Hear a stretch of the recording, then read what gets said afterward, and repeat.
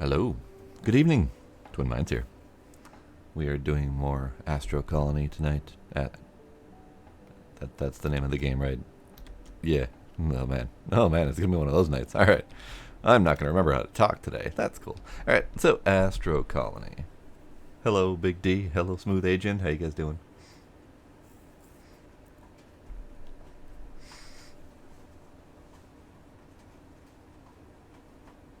Yep, Smooth Agent, you can have the entire row to yourself. Put up the armrest, sprawl out, have a lounge, lay down. You know, get comfy.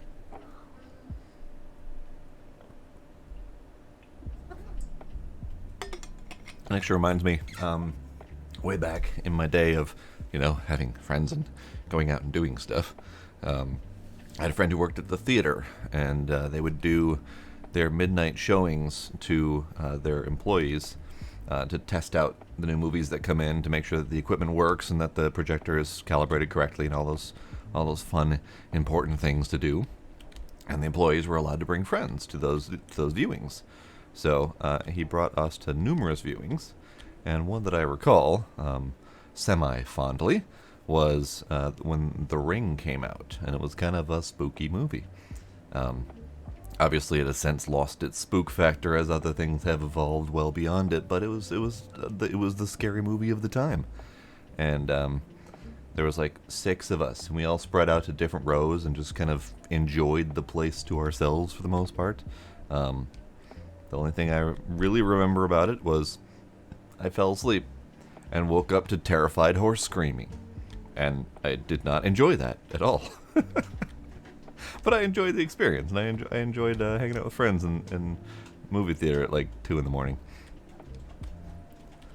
All right, so Astro Colony. When we were last here, I was eating this planet. As you can see, I have moved this planet to make it a little bit easier to access. It was all the way over there, in here, and I wanted to put a different planet in that place, so I moved it up a little bit. It feels kind of weird to have it so high up, but whatever, it's fine.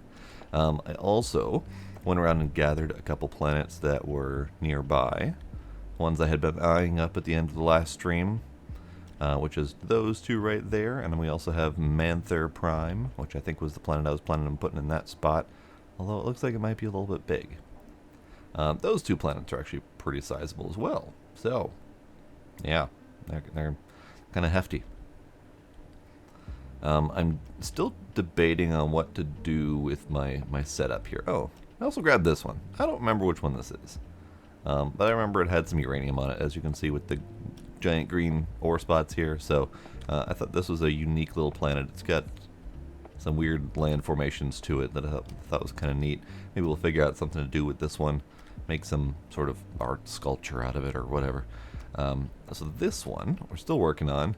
As you can see, all of the drills are done at the moment, and this is kind of the result. You end up with this kind of pattern, basically. So there's still a lot that doesn't get drilled out as you do manual drilling. But I have found that this is still faster than whatever these drones are able to accomplish.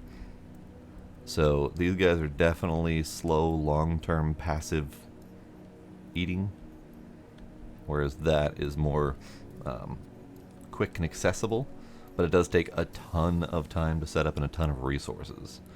But once it gets going, it chews through those columns really quickly. We do have to do 3 passes by shifting these guys over a little bit, but even that is still faster than these drones. So we'll do some more of that. We'll see if we can finish eating that planet. This one's still in progress. For whatever reason, these drones keep losing their will to mine iron, so I have to come back and turn them off and on again to get them to work. First, like 20 minutes were productive today. That's good. It's more productive than some of my days. There's been several updates to the game since we last played. One of my favorite ones was the one today, a picker. Just middle click to pick, and it's even in the right rotation, and it just lets you pick and place, except for I don't have the materials, but you know what I mean. So we can just pick and place, Really like that feature. There's also a click, drag, right-click, cancel, which there wasn't before. I know I was able to cancel before, but I don't remember how I did it. So the right-click easy cancel is a new option.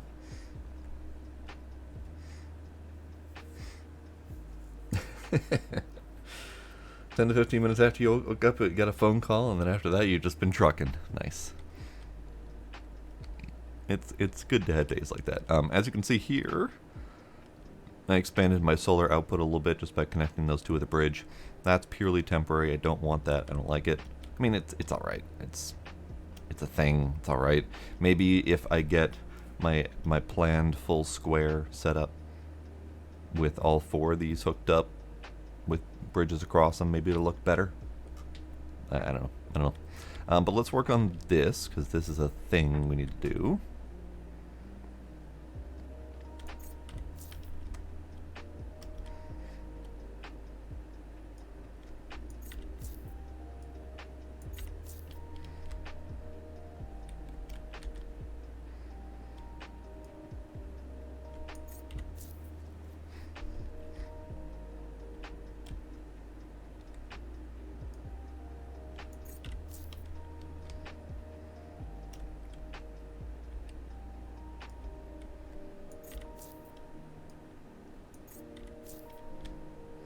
Now all I'm doing is clicking and dragging and deleting these.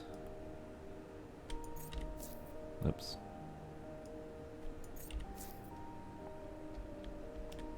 And the good news about that is that all the material that they had in them ends up getting put in your pocket in their original stack sizes. So you can see you got a couple ticks of quartz as they went down, got a little bit of aluminum, a little bit of stone. So all of these were the output of those machines. And then there's a quick merge stack option here.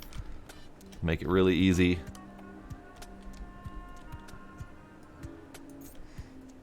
There is still no stack size limit.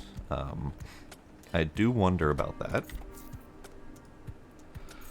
because if and when they do implement a more reasonable stack size limit, because I think the stack size limit right now is something like 100,000 or something silly like that, which is great.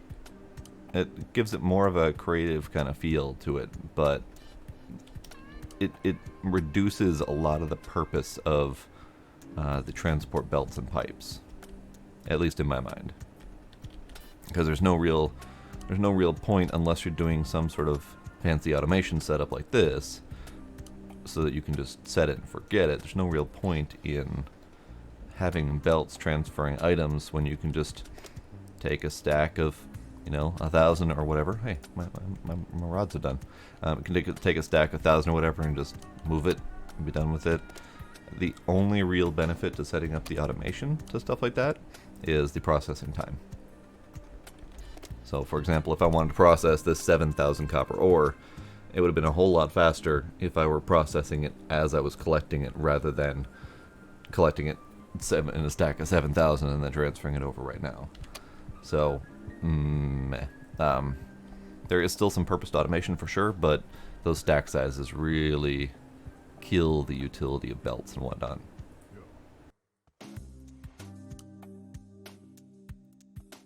I was actually just about to go over some of the other changes I did. So I mentioned this thing, so mostly just for power. I think we're currently overproducing by just a hair. We're at 90% network load, so I can't really expand more machinery until I get more power or slash down more temporary power. But that's fine. It's fine. Another minor change that I made is down here.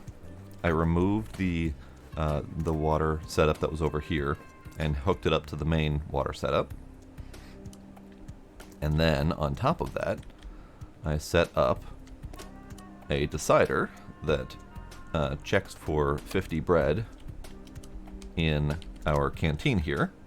So we've got this inventory sensor detecting 18, 17 bread in the canteen here, and then sending that signal via wire down to here, which determines whether or not this machine is enabled or disabled producing wheat, and then whatever wheat gets produced out of here, even after that gets disabled, will end up going into the kitchen and making bread. However, my scientist was broken. He is just now, or my chef. My chef was broken, and he is only just now fixed as of the last update. Previously, he was stuck. He was stuck over here, not knowing how to get bread. I don't know what happened, but the developer fixed it, so my dude just finished eating, back to work doing chef duties. So the 100 and something grain that's in here will probably take him all night to finish cooking with, but then the bot will turn off, and there will be an overage of like 200 bread, and that automation will do its job. And I don't have to worry about it for a while. That was the biggest issue, was I was letting this just... I was putting manual ice in there to determine how much bread I was going to make at a time, and then I would forget about it. And then they would get to, 5 bread left in there. I'm like, oh shit, I got to turn it all back on again to give it more ice. So I figured I'd do the automated route at this point. So yeah, definitely an auto switch. And yeah, ultimately it just cuts off the production of wheat when there is enough bread in the machine. So that gives it a little bit of a buffer. So if this were working without that 180 something wheat overage, what it probably would do is it would make 50 bread into here. There would probably be a couple wheat in here when this machine turns off, and then that couple extra wheat will get turned into bread, and there will be a couple extra overage in here, and then they'll eat some. They'll finally get under, that will turn back on again and produce a little bit more grain. So there will be a constant cycle of on-off. I could, instead of detecting bread in here in the canteen, I could set this detection to the kitchen and set it to like 50.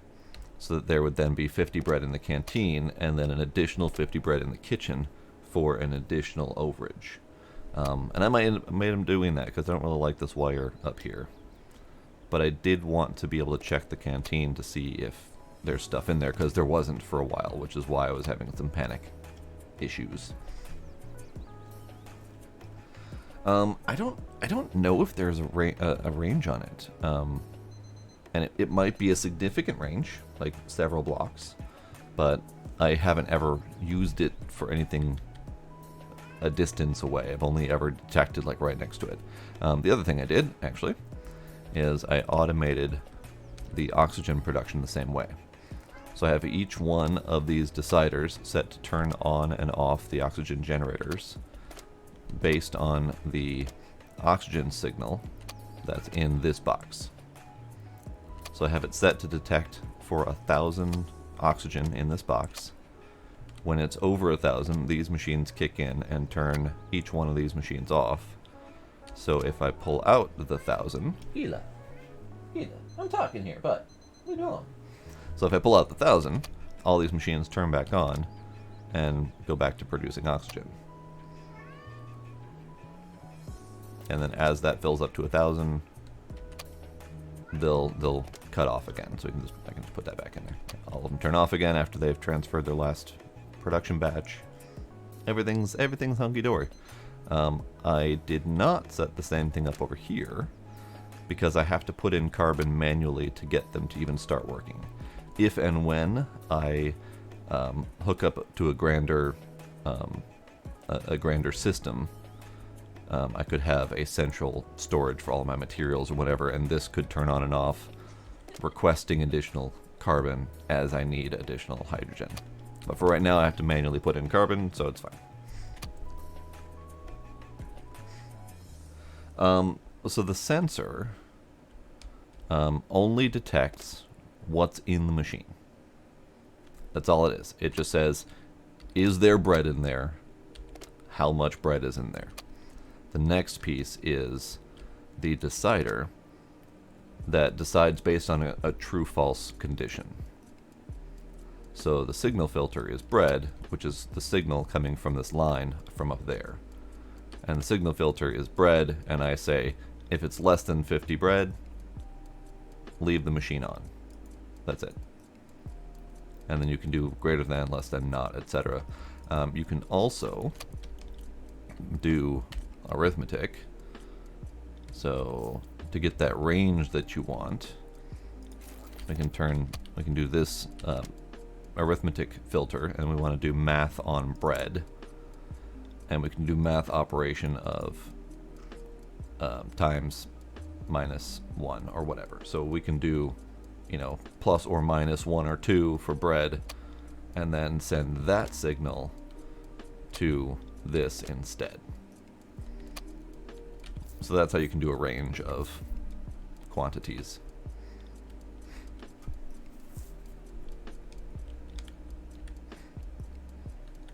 What else did I change? Did I change anything else? I did remove this wad of solar panels in the middle here to move it up there. And I redid the wiring down here to be a little bit cleaner in case I wanted to put something under there.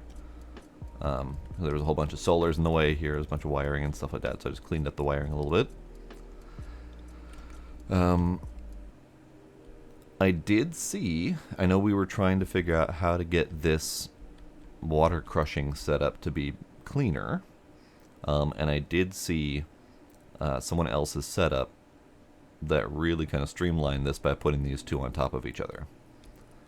It's a little late, but, you know, whatever, it's fine. The only thing I didn't see was how they were handling the ice input, so this might still be needed here. In fact, I could probably just remove this floor right now and it would continue working exactly as is, but I don't want to, because I don't want to. That's fine. Alright, let's finish getting this thing set up so we can ignore it for a while. Alright, so let's do... Nope, push the right buttons, please. There we go. So the way that I've been doing this is...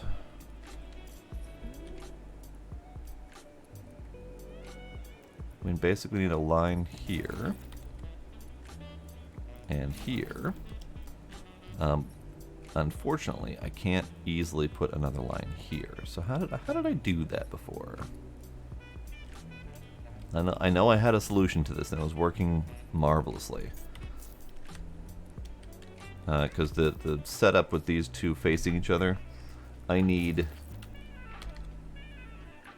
4 blocks in between the machines for cable, and then solar. So that 4 blocks in between makes it really tricky to get this whole thing going. Because this, I think, is only 4 blocks. Yeah, that's only 4 blocks. So I don't think I can do that. Gila, oh my goodness. Hi, kitty. How are you? Hello, kitty. So I think if I do just these big chunks first, and then come back and do a pass on the thin blocks. I don't need to do the thin blocks. I could do those by hand, but it's a lot of extra work. So let's do that.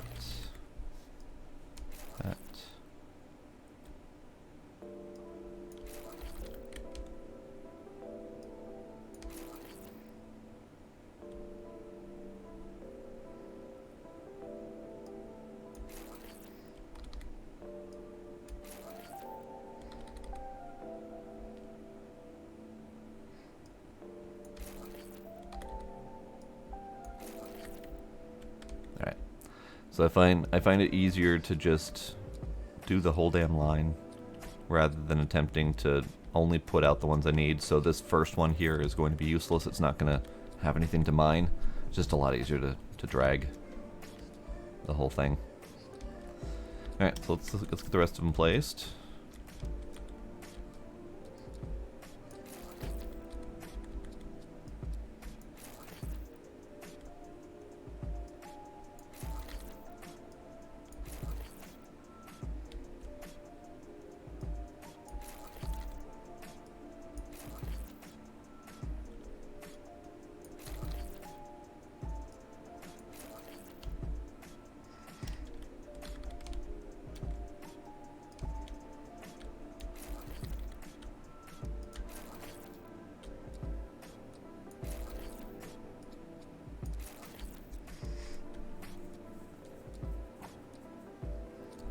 I could definitely do a one narrower gap and put solars higher up on a separate floor, but for the purposes of what we're doing here, I have to rebuild this 3 times for each this thick layer of planet.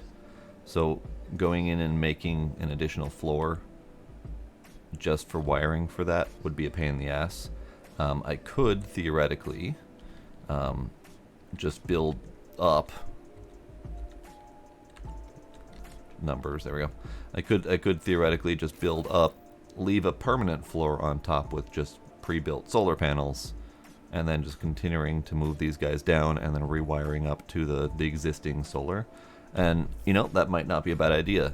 But it only saves me, you know, 1 block of space ultimately, and I'm gonna end up needing to do 3 runs anyway, so I'm not entirely sure if that will save me time and effort.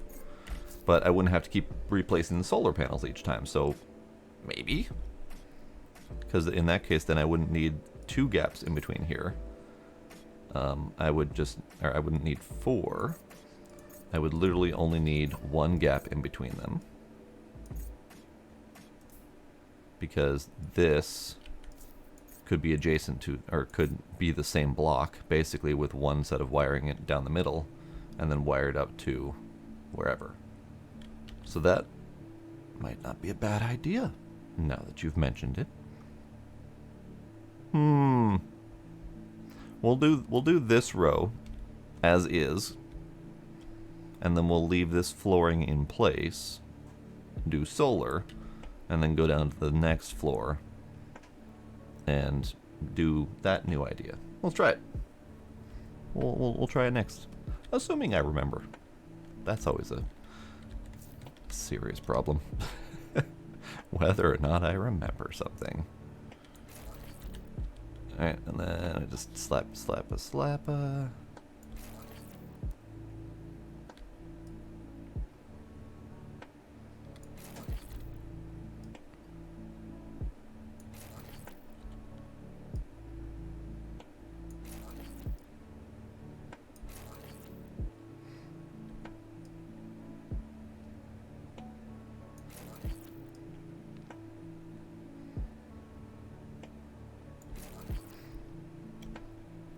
I think when I was doing this initially, I wasn't thinking of optimizing. I was just thinking of how do I actually get it done. I hadn't figured out the logistics of eating the entire planet yet. But now that we're, you know, halfway through eating this planet, and you've brought up the idea of making it easier, I'm all aboard making everything easier on myself. Did I not need another row there? No, okay.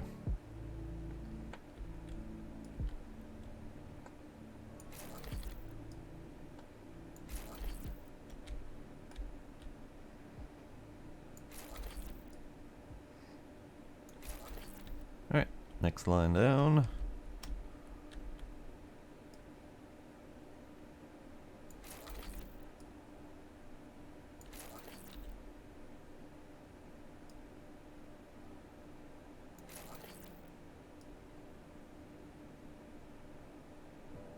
There we go.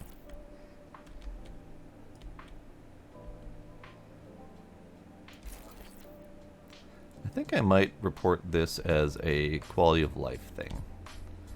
Because what's ultimately happening is it loses focus on the blocks I'm pointing at, and it instead thinks I'm trying to drag upward instead of outward. So it'd be nice if it kept that focus rather than popping up. Because I end up finding it really difficult to find where it wants me to place. So maybe that'll be a thing to report. Not necessarily a bug, because I think it's losing its focus at the distance where the cursor could interact. So I don't think I could. Oh no, I can't. I can't click out that far. Interesting. Okay. Well, then that theory is bust. All right, fine. Be that way. I thought it was losing focus where my cursor could interact, but instead I think it's losing focus at the 41 block interaction or drag limit. And that's 39, but I think there's some sort of distance of mouse drag at play here.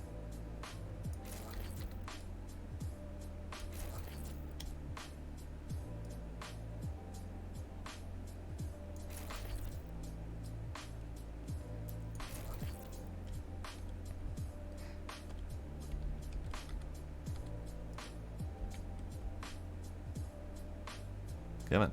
There we go.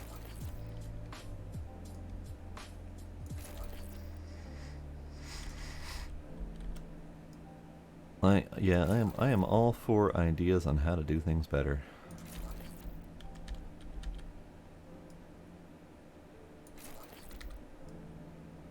Because yeah, you're right. This dragging the solar panel setup is the worst, basically. So not having to do this regularly would be grand. So I could theoretically just leave these solars exactly as is, connect them up so they're all one big network, and then just delete the mining afterward, and leave this as the solar for the next layer down. Rather than attempt to rebuild it and make something fancy, it just needs to be exactly what it is currently.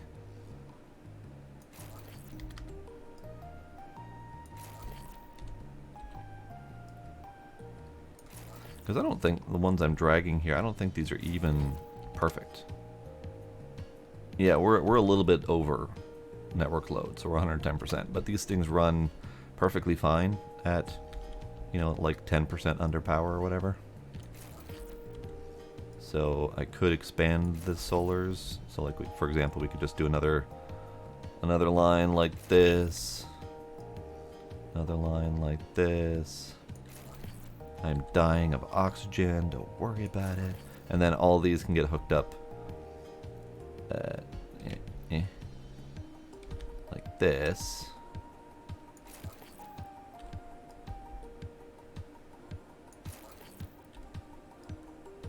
Like that. Good. Alright, let's go breathe. Breathing's important.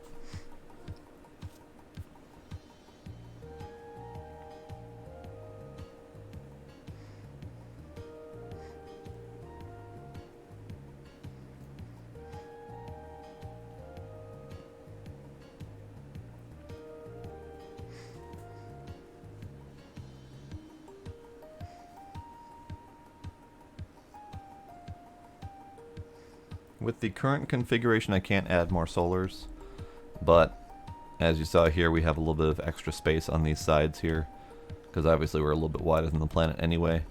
So I could just keep building out like this,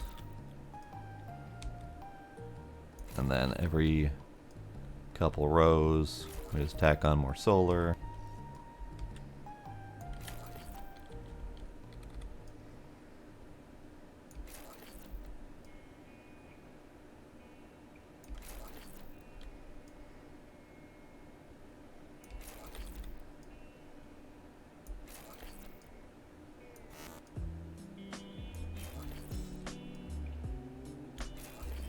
In fact, let's just finish building it. 'Cause I'm here. Why not? Oh, I think that was the end of my, yep, that's the end of my, my wires. Alright, I'll have to go get more wires.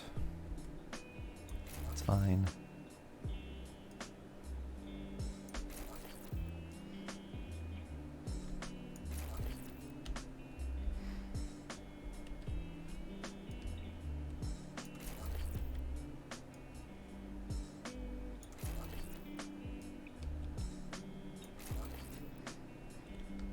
Alright, and just for aesthetic purposes, we're going to go all the way over here.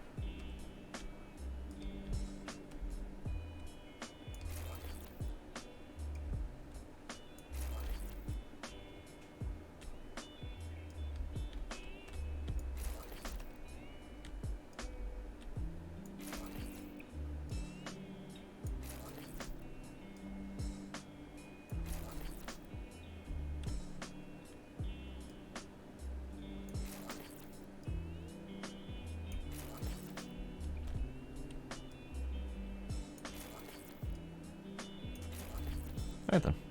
So we got rows set up for more solars. Everything's good. I do need more wire. Have I made more wire?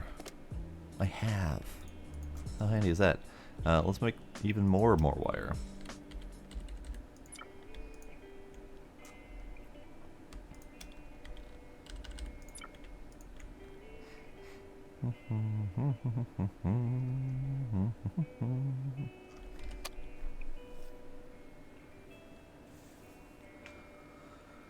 It does almost seem like it was perfectly spaced, doesn't it? Purely coincidental, but I appreciate it. And this is actually even too much, honestly, because we're at 100% efficiency. I'm at 1100 power production out of 800, and the current amount of drills I have here isn't going to expand too drastically much. So I don't even really need to continue doing this. I might finish off this line and the other lines over there. I don't think I have any need to, though. But it's good to know that I've got the extra solar production capabilities.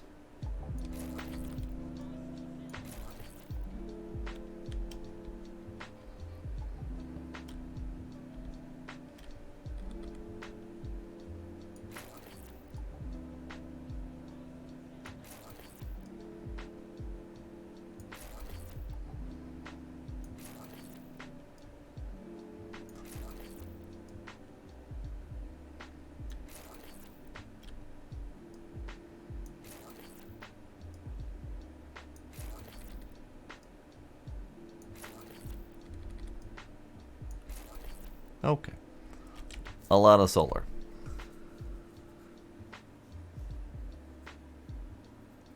Oh yeah, I mean, yeah, I don't need to worry about being exact. We can definitely overproduce just for funsies for sure. And actually that was one thought that I had, was instead of attempting to finish to make sure that my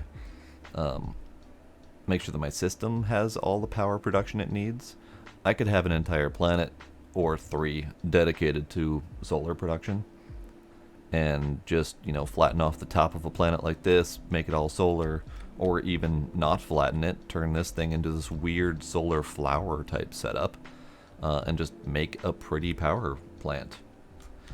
Or 3, you know, whatever. One of the updates today concerns the docks. Now, I don't see power on these docks, but the Harpoon docks have power transfer now. So previously, let's get the Harpoon connector. So previously, the Harpoon connectors required power to work, but they did not transfer power. So if I were connected by the Harpoon to the other side, it would not be able to transfer its power through this cable. But that's now a thing. The only thing I don't know, I know the Harpoon can connect to little bitty planetoids. I don't know if it can connect to these guys, so let's find out. I'll also use it over here as an example. So let's put, I don't know what the distance is. So let's figure it out. So I think it's at this level.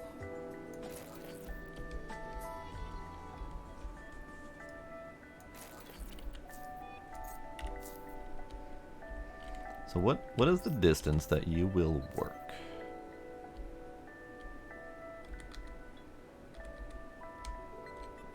I need more platform to even put that down. So will you work?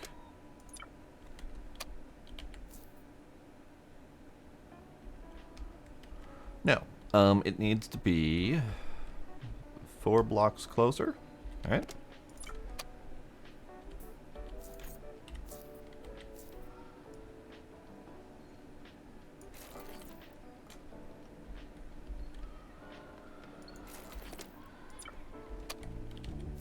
Okay.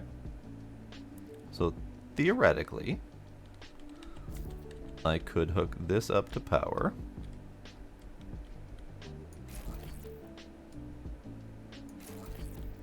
So that this is powered, and it should say, yep, 290 out of 314 efficiency. So that's reading my current network here.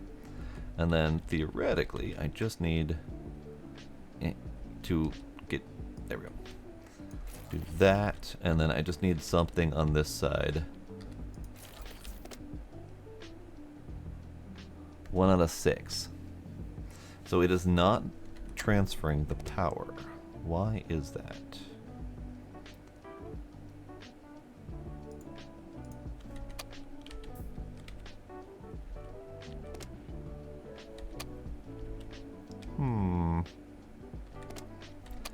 try it a different way. Let's put an actual usable machine there. I did not give myself enough room to play with here.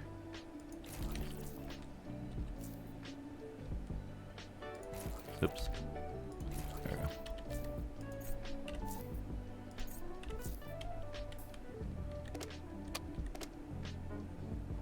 Three out of 5. Okay, so this is not working, and I don't know exactly why, but it could be because it's not a little mini planetoid, or it could be that it's not actually working. Let me screenshot that. Let me double check the Discord quick. I just want to read up, see if anyone else has mentioned it.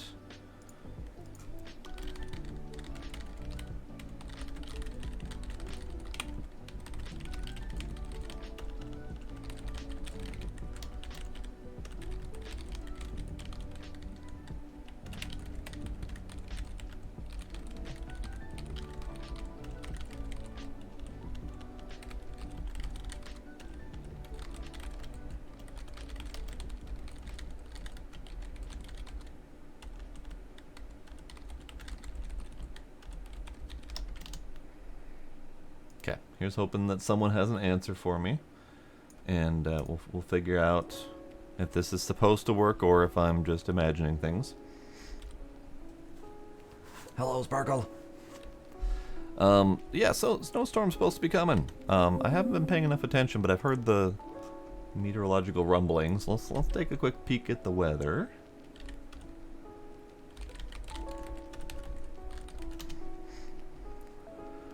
Let's see. Snow, rain today, tomorrow, Wednesday. A little bit of snow Thursday, Friday. So I think we're technically starting the storm, but I think it's not supposed to be awful until next couple days here. But even then, precipitation doesn't look bad. It's claiming a snowstorm. Radar looks awful.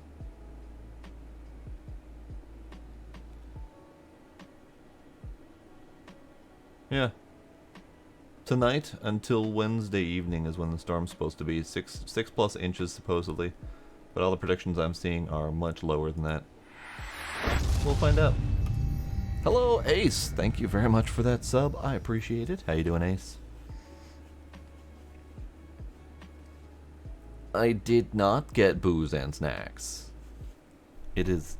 Oh, if you're talking about to stock up for the storm, yes, I did. I thought you meant for tonight. Yes, I am boozed and snacked and ready. Look at that. Aside from the ore, which takes longer to mine, all these drills are done doing their business. I do have to go clean up this random selection of surface rocks.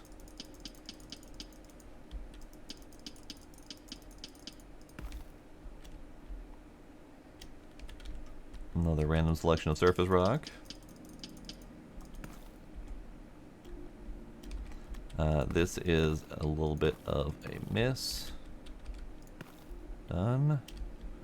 This is a little bit of miss. Done. Random rock.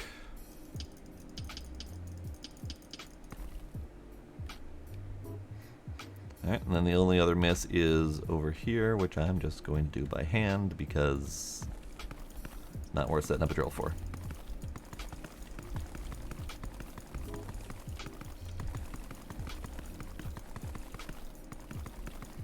Oh shit, I meant to go to the booze store today. Damn it. I have booze, but I had special ordered some mead from local winery, wine shop. So I meant to go pick that up today, but I totally forgot.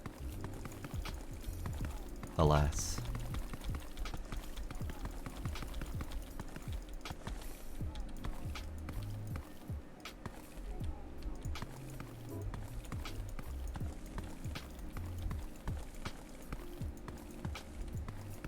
That's fine. I ain't scared of no snowstorm. I'll go out tomorrow. If I can remember to go out tomorrow. That's the biggest challenge. Not the snow. Just remembering. Remembering's hard. Drills do go through floors, yes. Aesthetically, I don't like it. I would much rather we be able to place the drills without the middle section. So let's go over here.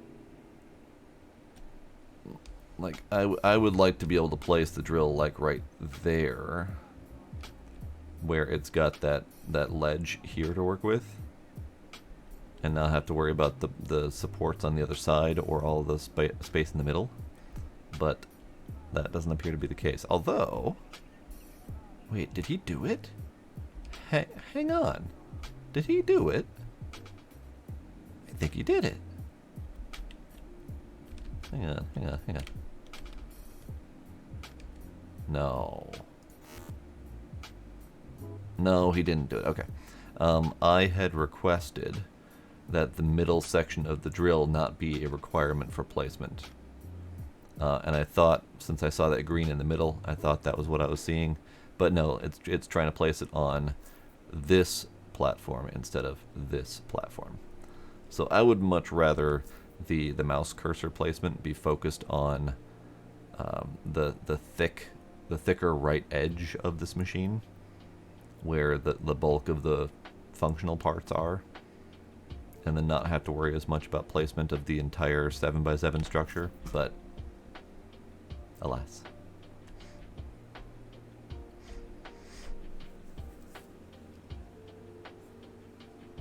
Got your bike out specifically for snow riding? Nice. Nice. Yeah, snow's everywhere right now.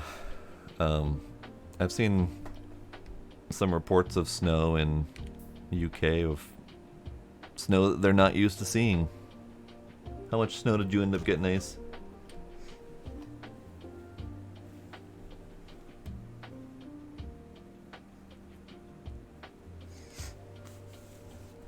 If you're talking about paging up and down for like placing on the different layers, no. That's purely dependent on what buildable space you've got available and where your mouse is pointing. So it's pointing at this layer right now, pointing at this layer, pointing down at that layer.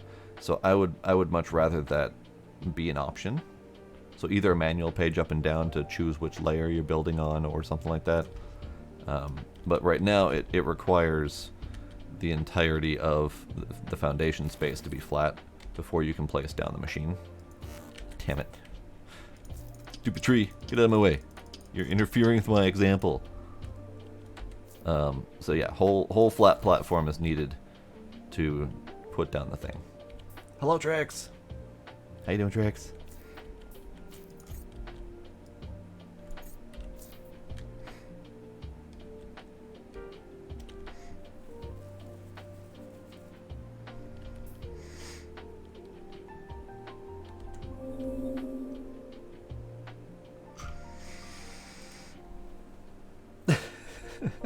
Yeah, stupid tree, get out of my way is pretty standard for this.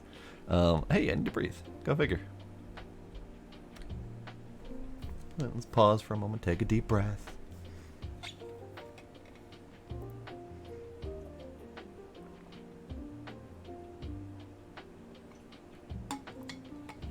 Oh no, smart trees? Oh god, there's a whole movie about that.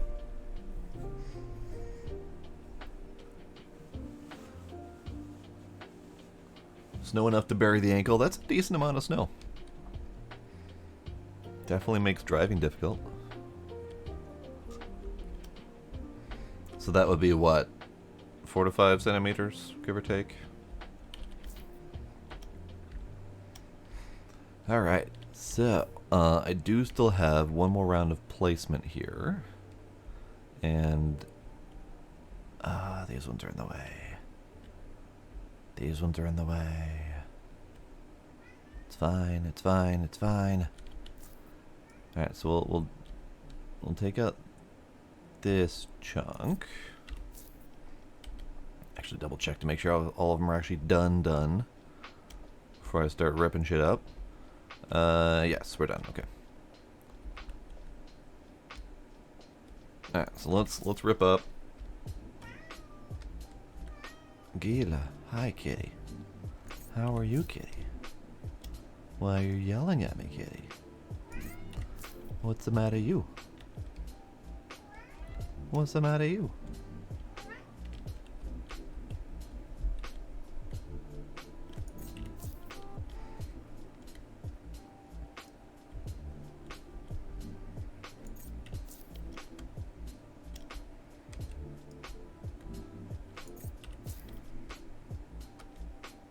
He's looking at me. He's looking at me.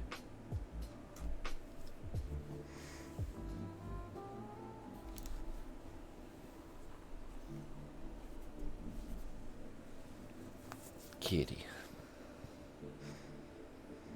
Oh, he's just letting me know how handsome of a kitty he is. Oh, okay. That makes sense. Good kitty.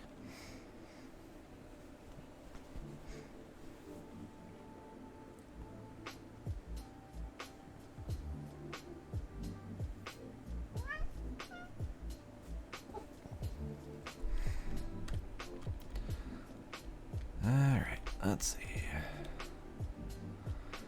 So I need to remove all of the interior lines to do this last row before we're comfy doing the next last row. So I hate to do it, but we're gonna have to kill and rebuild a little bit.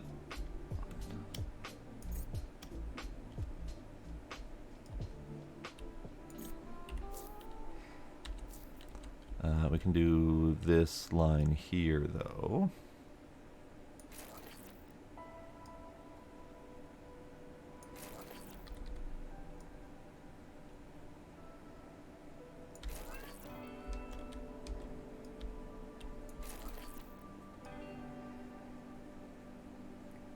I ran out again. Hang on. Let's go finish deleting.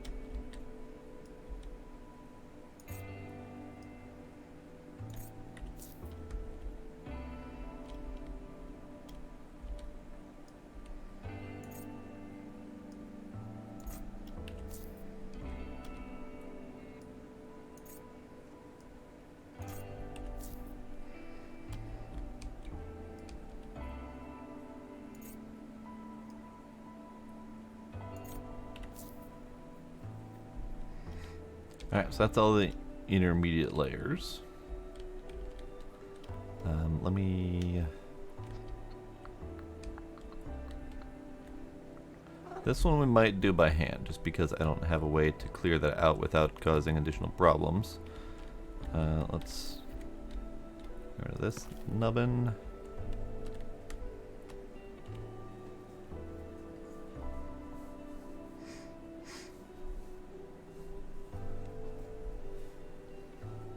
Well, you were trying to figure out what the things. Lost the ability to speak for a moment there.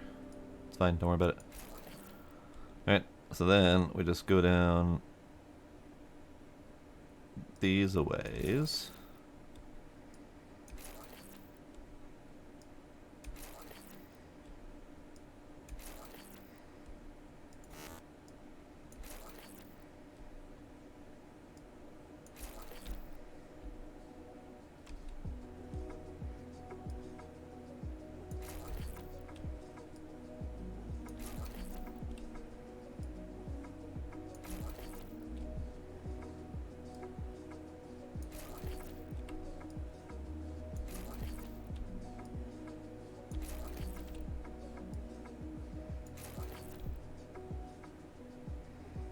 Breathing again.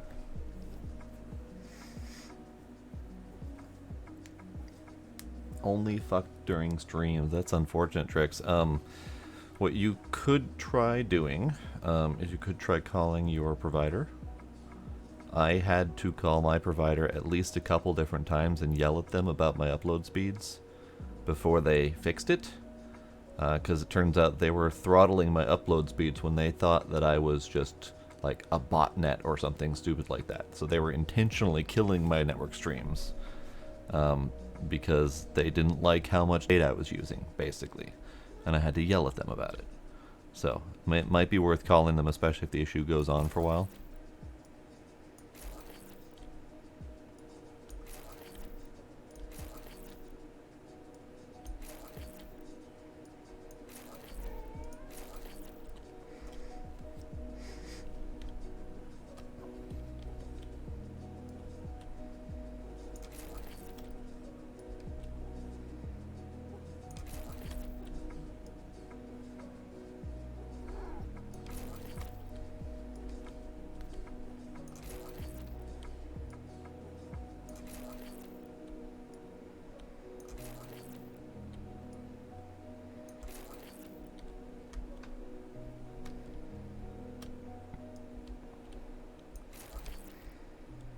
Yeah, they were kind of being real dicks about it, and I had to be a real dick about it to get them to stop.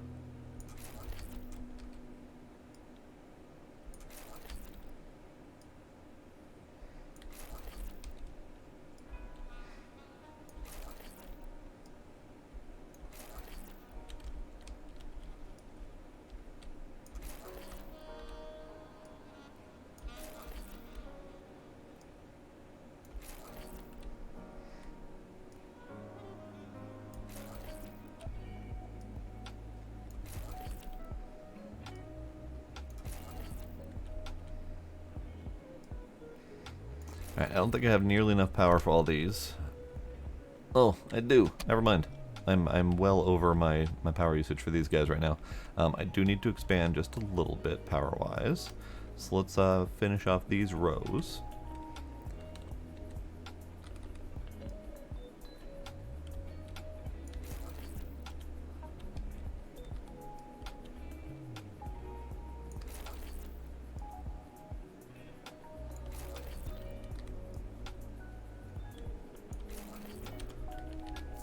Alright, done.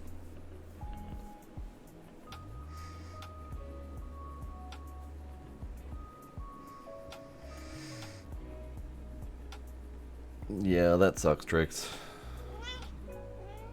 Wow. Wow, hi kitty. Hi, kitty. How are you?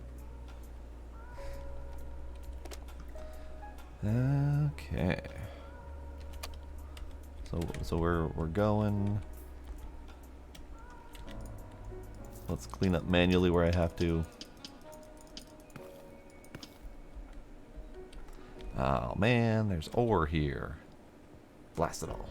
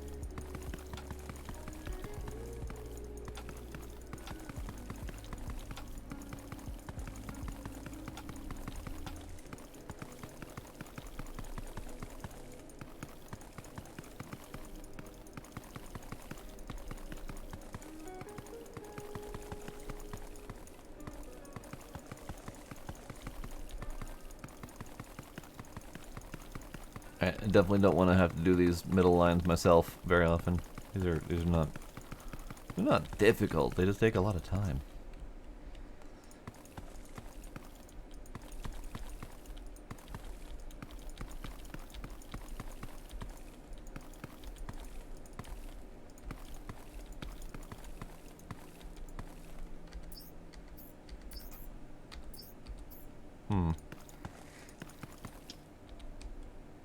So yeah, this is Not something I'm looking forward to. Having to dig that out by hand. Maybe I'll plop down a drill or something like that on top of it down here.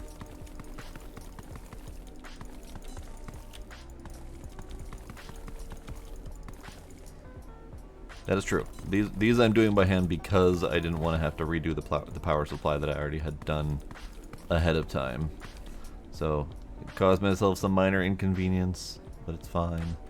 All right, so let's get these drilled out just a little bit.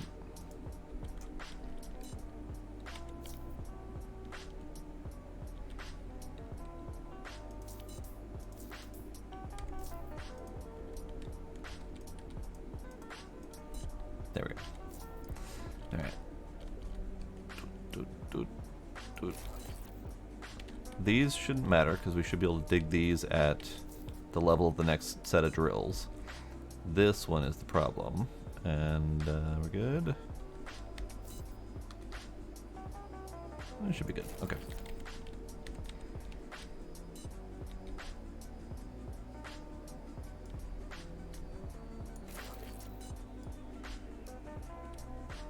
Ah, rock! Stop pushing me! Stop pushing me around, jerk!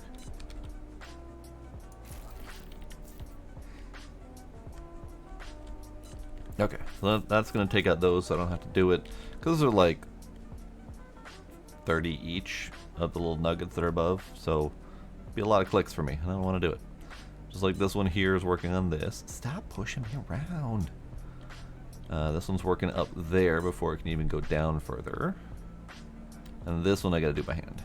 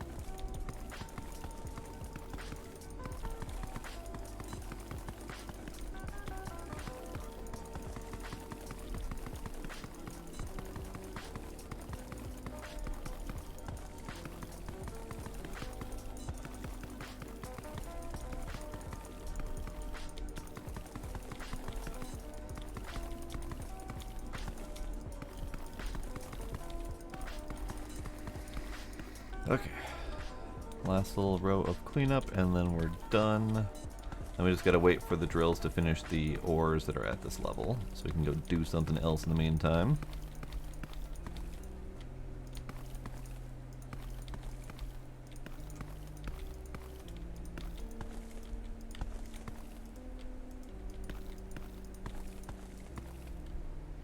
There, done. Alright. So, one little nugget there, ore patch there. This one finished its ore patch, so it's now going to finish off the dirt. This one's got quite a bit of ore to work on, so this one's going to take a little bit of time. And this one's done with that current layer, so I can cut this off right now.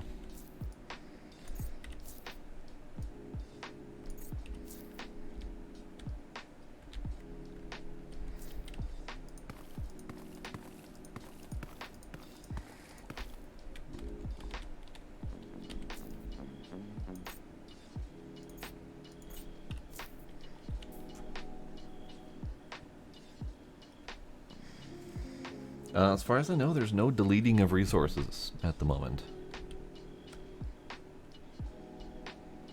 But there's also no problem storing infinite resources, so I'm not concerned about that at the moment. If this turns into a factorial situation where, you know, stack sizes are limited and item transport on belts is critical, we'll definitely need a delete option, trash or something like that.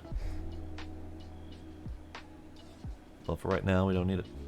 Let me check on the answers to above. No answers to above. Okie dokie. No one with answers yet to the harpoon connector thing. Ah well. It's fine. We'll figure it out. Because yeah, it's supposed to just transfer power like this. And I don't see an option to actively enable power transport, so it's probably not a thing I can do. I don't know.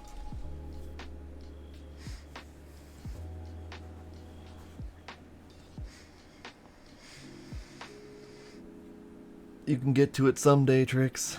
I know time to get to games you want to play is limited. I had the same problem. There is a little bit of Autonauts to this, especially with the little robot dude and some of the automation steps, and the fact that you can make your civilians do the automated work for you. Kind of gives them a little bit of a neat automation feel.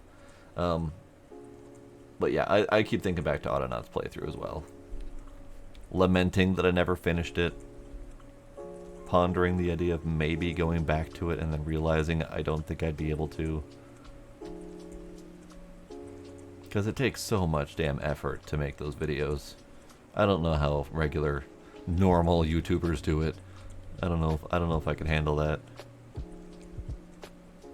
Alright, so the last bit is this little dirt chunk here and that little dirt chunk there, which is just about to go away. Done. And then you've got a couple left, and then we're good to go to the next floor down.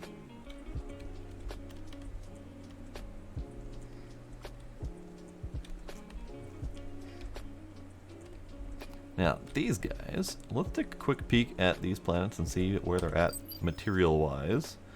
So Erismundo is the one I'm currently hovering over. We have 6,000 carbon, or 600 carbon left, 4,000 copper, 1,200 aluminum, and 3,400 titanium. And all of my bots are configured to work on those 4 materials, so I don't need to worry about it. Over here, we have more bots that have somehow given up on iron. I don't know why they keep giving up, but just poke them back to work again. They get fine. So this planet is Grelly Grove Prime. It has 23,500 carbon, 4,000 iron, 52,000 copper. So we've got a lot of materials left on this one. So this is just going to take a lot of time. In fact, I'm probably going to wait until this one's done and move all the drones over to here to expand the efforts on that. Could just build more drones over here, but that's a lot of work.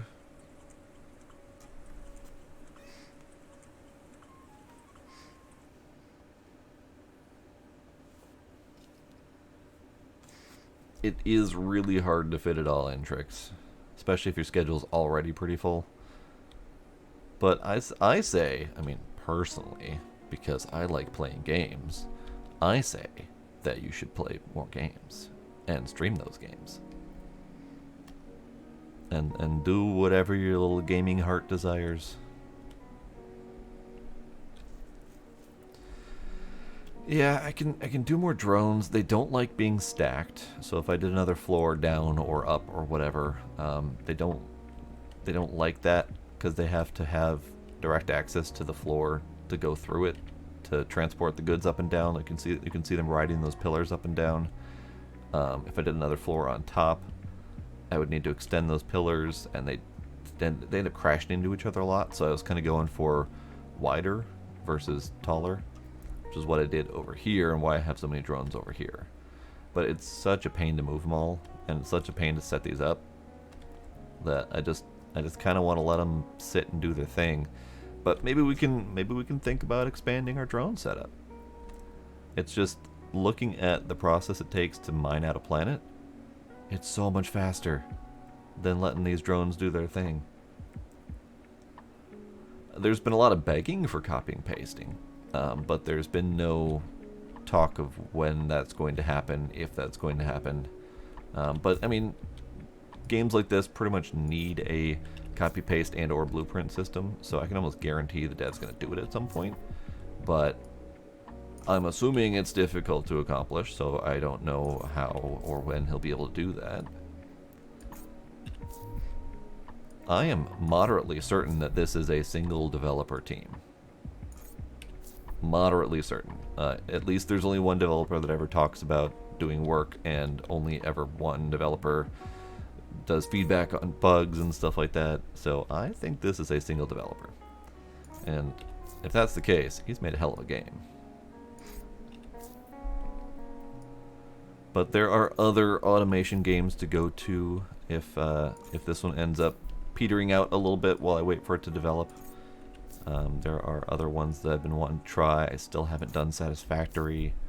I want to try out Dyson Sphere program again, because that one's done some significant updates. There's also plenty of other non-automation games I want to play. We got things to do. Alright, so now we build on here.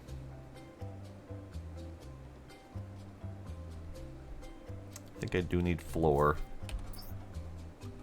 Oh, my stacks went weird. Oh no. Oh no. Screenshot.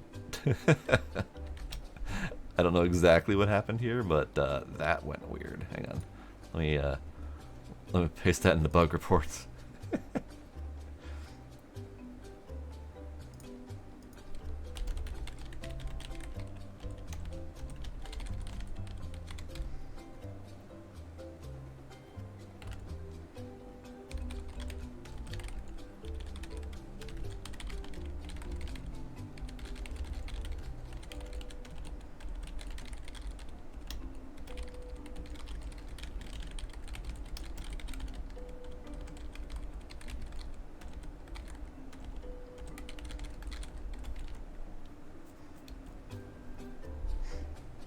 Alright, so stack button. Hitting the stack button does fix that problem.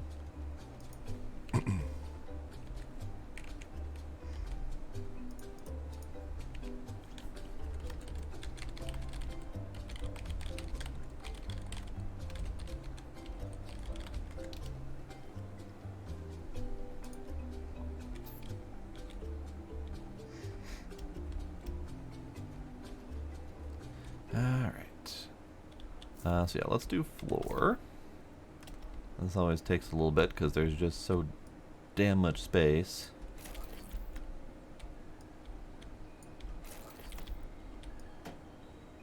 I missed.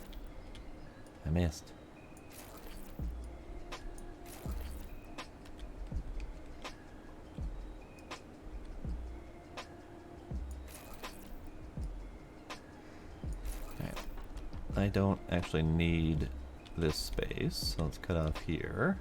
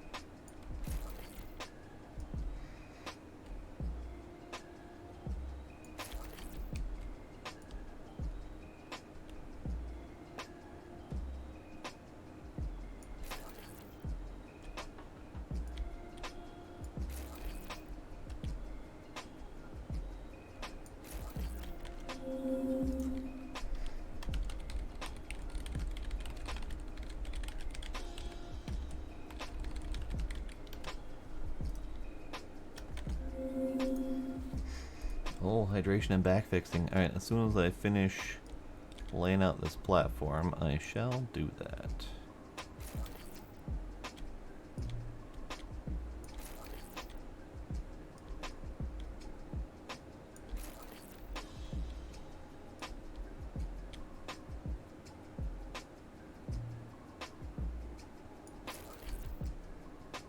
I need to stop for a moment and breathe anyway, so that's perfect timing.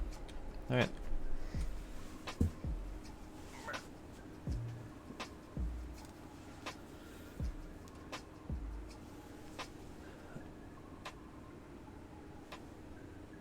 Oh no, Big D. That are you sure on that one? Because they have never had that. They have always promised they would never do that.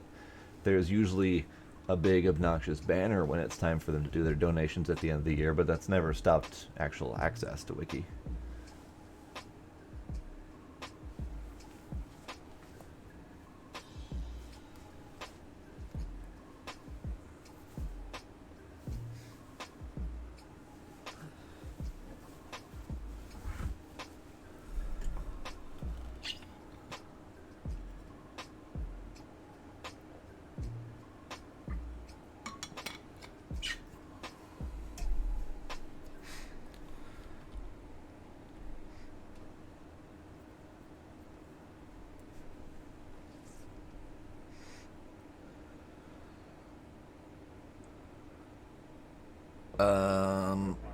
It doesn't surprise me. I mean, Wikipedia is not listed as a trustworthy news source article. It's a good place to get information, and generally speaking, it's accurate. But since it is open source and up for editing, there have been issues of accuracy in the past. So, at least as far as school is concerned, you shouldn't use it as a primary source, but you can use it to identify primary sources because there are usually sources listed in relation to each article. But yeah, I can get why they'd tell you not to go there. They don't want you relying on it as a trustable news source. Yeah, no, it's typically accurate, and there's typically enough accuracy warriors managing it to make sure that it stays updated correctly if someone, you know, tries to do something stupid. But it's not infallible.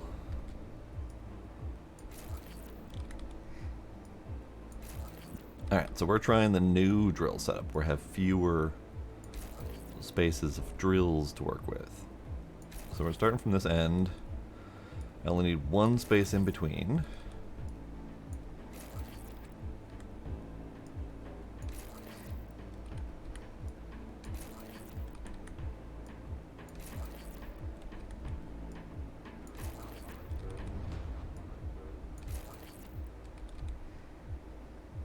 Alright, that's just about perfect. So let's get it all wired up, and then we'll extend down further.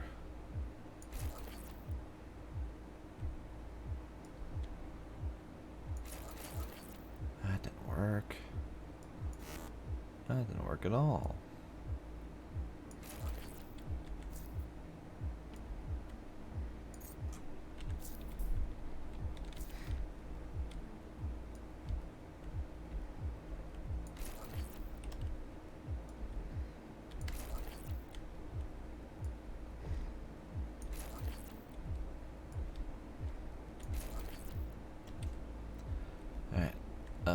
These are the right...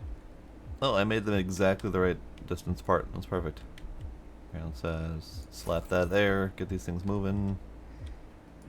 And then we'll assess how much power I need to add as soon as I'm done placing this row, because this will be kind of the largest row.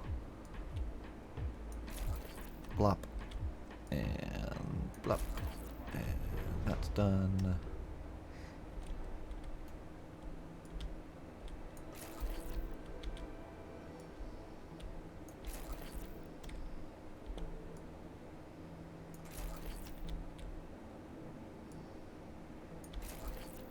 But yeah, I've never seen Wikipedia be paywalled, requiring you to donate. That's most likely you're just seeing one of the obnoxious banners that they like to put up. They do get a little bit obnoxious about their donation asks, but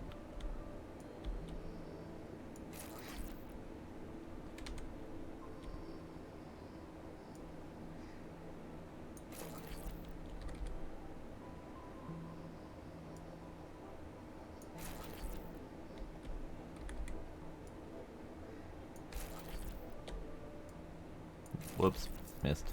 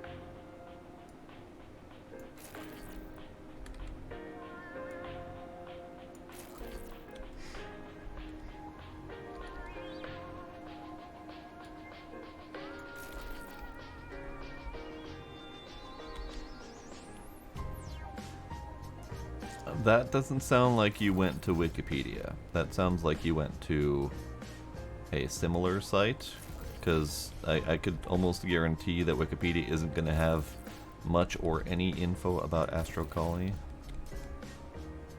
Wikipedia is typically not the source for game news, so you might have gotten a link from that points to a similar looking site. Stuff like Fandom, or one of the other wiki style sites that focuses on game stuff. But yeah, I'm curious about that link.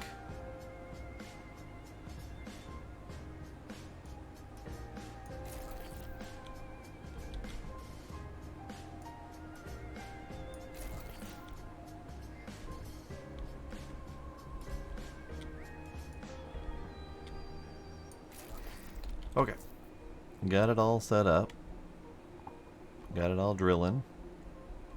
Obviously we had a few extras here that aren't necessary, and it's going to narrow down as we get further down the planet, but that's fine.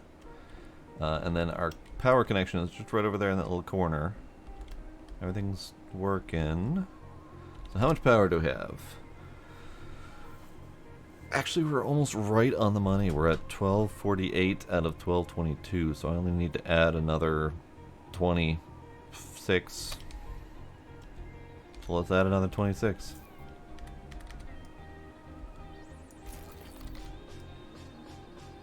More than done. Alright, perfect.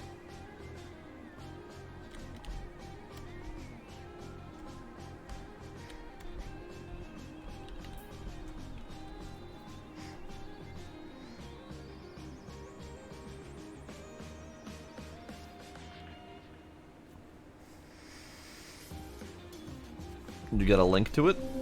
Where you're trying to go? Oh, you sent it already. Okay. Let me,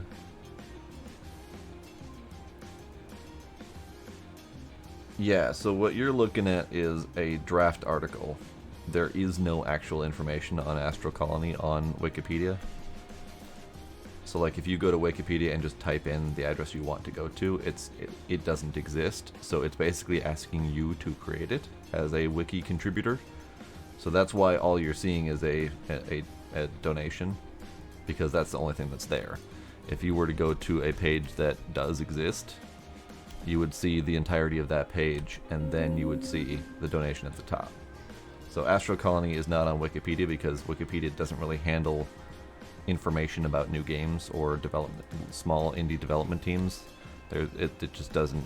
It's not a focus of Wikipedia, unfortunately.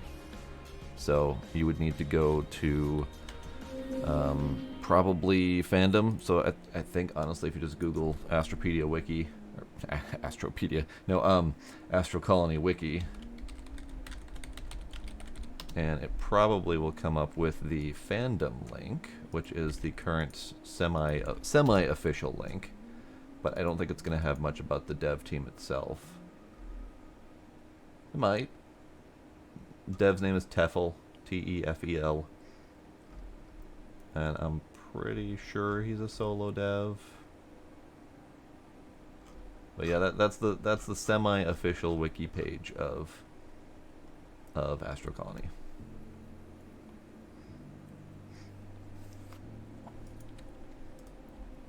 But yeah, Wikipedia is a place where a lot of semi-professionals, I wouldn't say full professionals, but at least semi-professionals or fairly well-trained, interested people will go and keep close tabs on their preferred subject of choice. So, if someone's really into, chemistry, for example, they're going to keep an eye on all the wiki pages that are related to chemical formulas and, famous chemists and stuff like that. And they're going to make sure that those are as accurate as they can be. And then if someone goes in and edits something to say H2O is going to kill your friends, that person or group of people who are interested in chemistry are going to make sure that that's removed as quickly as possible.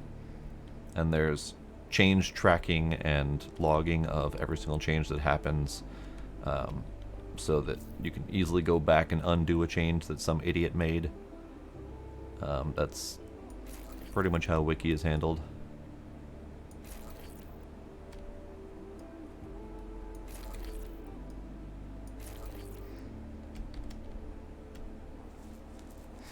Alright, so our next row is in progress. In fact, let's get some screeny shots.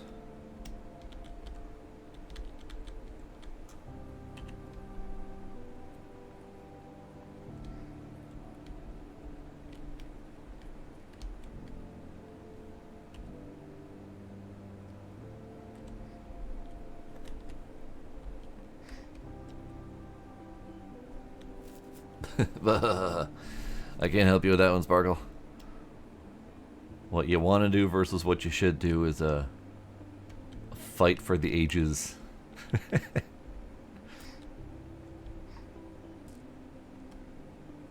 Alright, let's do... Let's finish connecting up this bugger. Manther Prime. It is another big dust bowl. But it supposedly has lots of good stuff on it. Sizable aluminum and gold, copper, iron, carbon. So let's get this one hooked up somewhere. Let's also check other nearby deposits. I probably will take that for the uranium. That one's not great. Not great. Literally empty. Not great. And not great. Okay. So I only need New Avalon for its uranium deposit.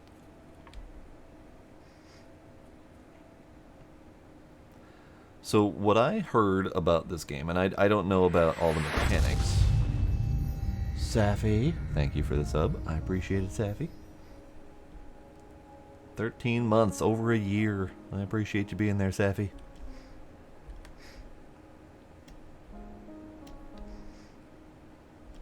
So what I heard about this game, and I don't know about, you know, the level of automation or the level of colonization or anything like that, but the one thing I did hear is that spoilers and spoilers.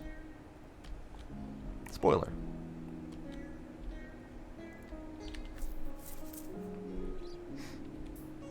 To elaborate, please subscribe for $9.99. No, kidding. How you doing, Safi?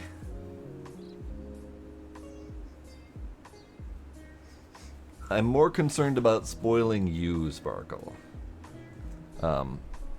I know the spoiler bit. I'm a little bit sad that I know the spoiler bit because I've already been spoiled. But it's not done or fully in the game yet, so it's not a huge deal.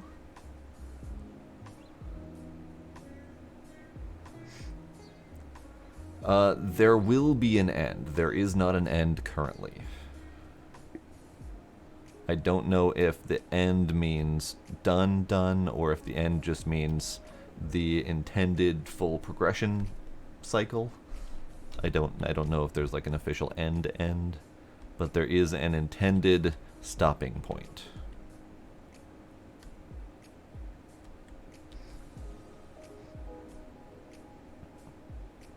And the intended stopping point is partially in the game currently, but not fully.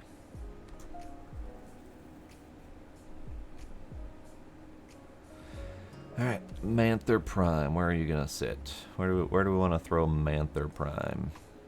It's another big dust bowl, so I don't want it too close to my current dust bowl. How about over there in that little nook?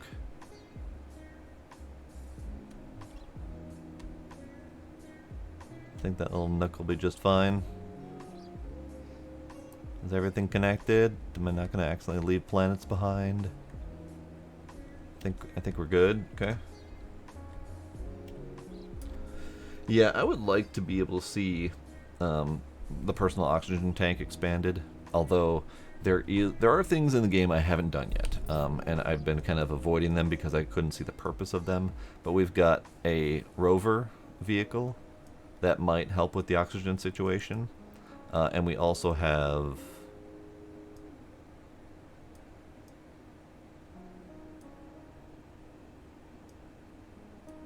There's a spaceship in here somewhere. I know there's a spaceship in here somewhere. Spaceship! There we go. Right next to the decoration. So there's a spaceship that also probably helps with the oxygen. So I could potentially be flying around in my spaceship rather than flying around on foot. That would probably help the oxygen thing. I do have an obsession with the planetoids. I like it. I would be okay with the player having to eat. I would be okay with certain survival elements. We've already got the oxygen. Eating and drinking would be the next logical step to that. I'm okay with the gravity being very arcadey as it is, with down always being down, etc. I'd love to see an expanded usage of the rover and the spaceship. Currently, I don't see a purpose to them, so I haven't been bothering. But I know, for example, if I wanted to leave my colony here and go northward, a couple hundred light years in search of a better planet, and then bring that planet back to my colony, that's an option. I could certainly do that, rather than continuing to move my whole damn system.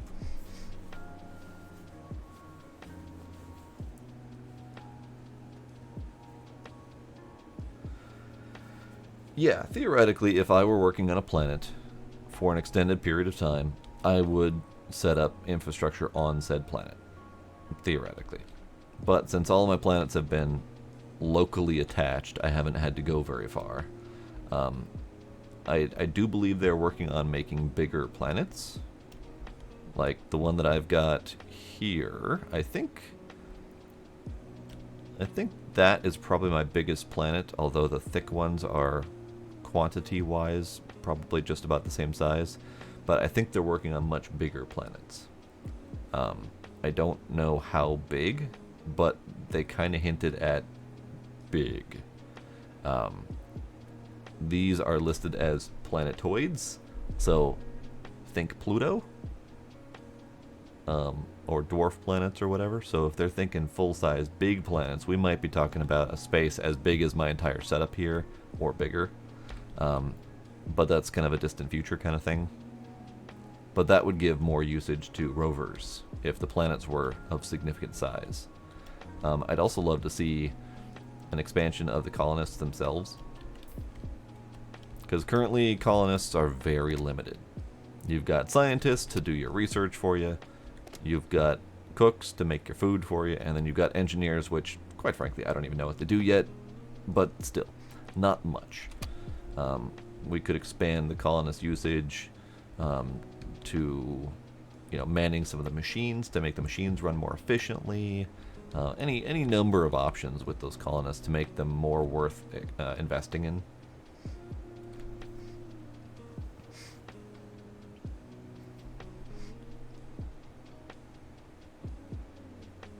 Yeah, and I don't necessarily disagree, Big D, although I don't think that's going to be the focus of this game.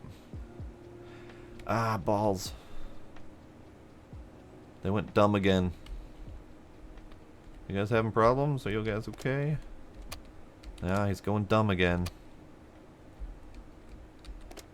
We have 4 bread left, and my cook is like, oh, what to do? Alright. I don't know what his deal is, but I have reported it before. I'll report it again just in case.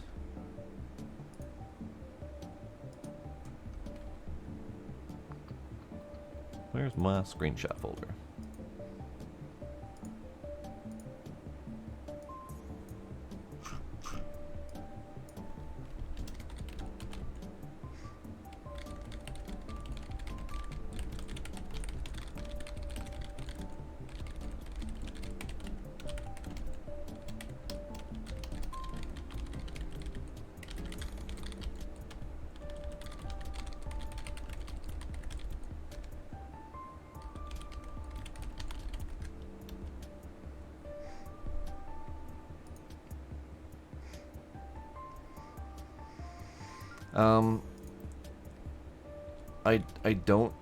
I don't think that will help.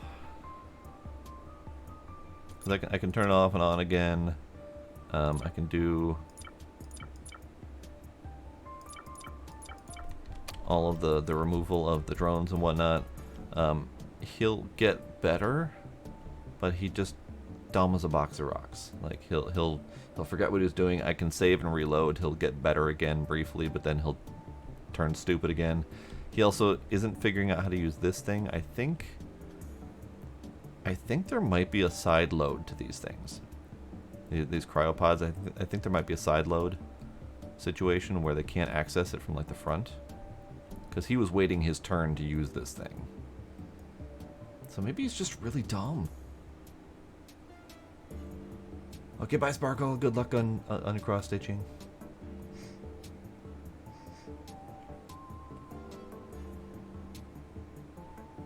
I think he's dumb. I think I might need to fire him and get a new one. Alright, I'm gonna go back to what I said I was gonna do. And go this way.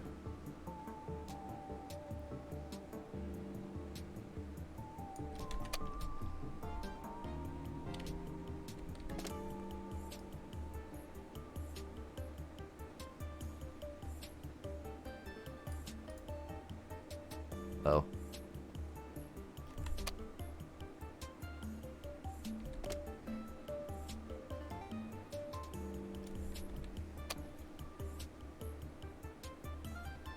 My poor frames. My poor frames.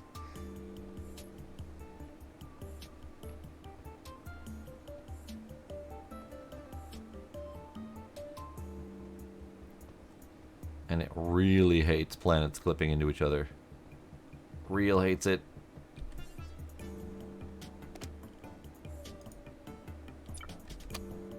Alright, Mantha Prime, where you at? Oh, it's inside of my other planet, okay. We'll move you. No, I need to go southward.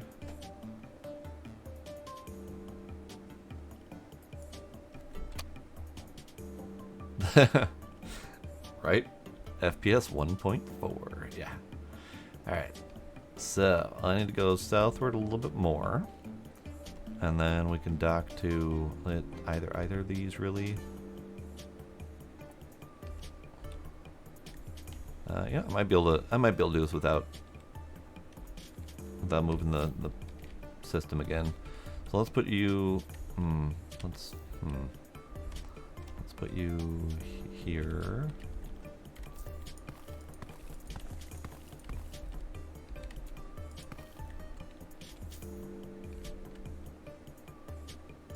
Fine, I'll put you there.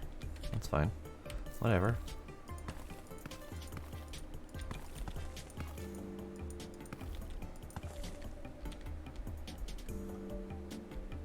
Probably too far away.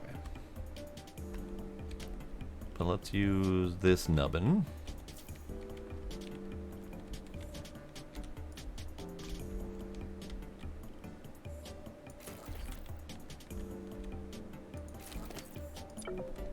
Too far, okay. You can dock to both at once if you line it up right and build out the platform to be exactly correct. Like I managed to dock these two together at the same time. You just got to make sure that they line up to the distance that they can dock. I think it's, what is that, 5 blocks apart? Something like that. Alright, so let's get this a little bit more southward. Probably fine.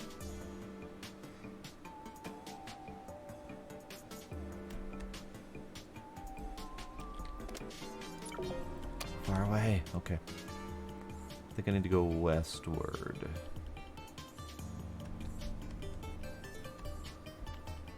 Yeah.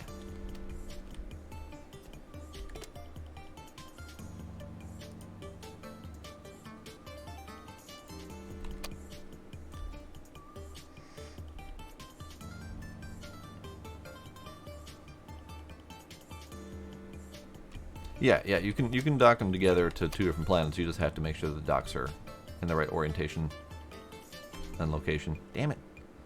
It's clipping. Clipping's bad. Alright, dock here, perhaps?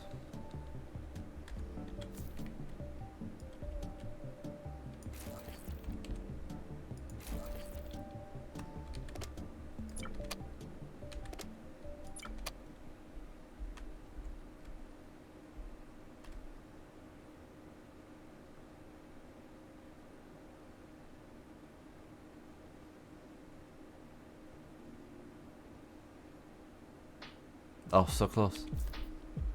You know what? That's fine. I can tolerate the little bitty amount of clipping there. That'll be fine.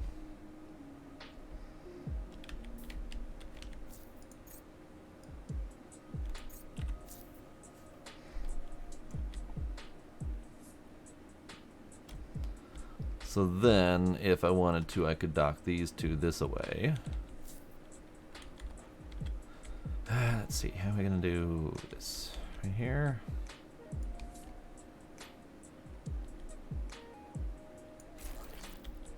I gotta make sure they're on the same level. So probably right here.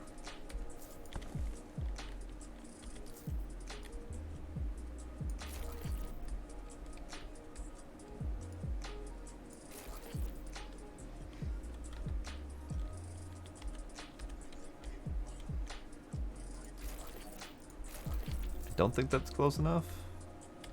Also, it's not oriented right. Hang on.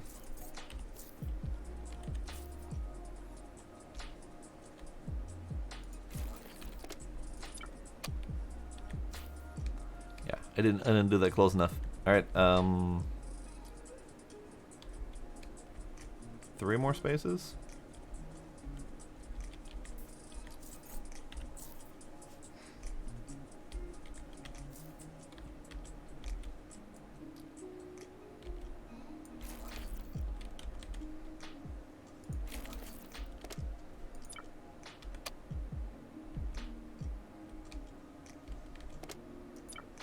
Too close?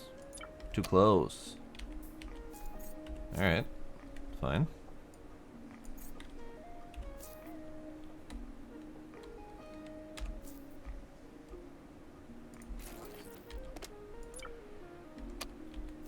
Oh.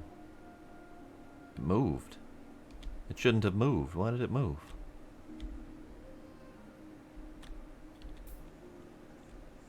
Why did it move? Oh god. I might have caused problems. You know, it's fine. I'm not gonna worry about it. Something moved. Because there was definitely a shift where it went left to right. And I don't know what exactly moved, but everything seems to be connected. Planet stretched a little bit to accommodate. Sure, that's fine. I'll go with that.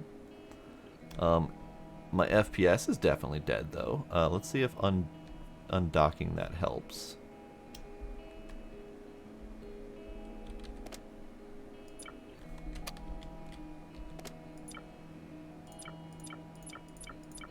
Okay, so that's fine. Double check, make sure these are good. Yeah, those are fine. Okay. I don't know what moved. Oh. No, that was like that before, pretty sure. Planet stretched. We'll be fine. Okay.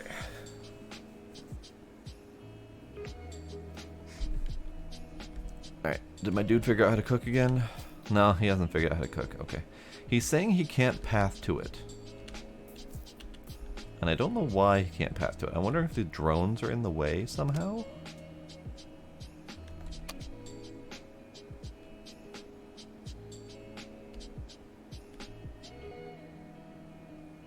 But yeah, he's definitely not pathing to it.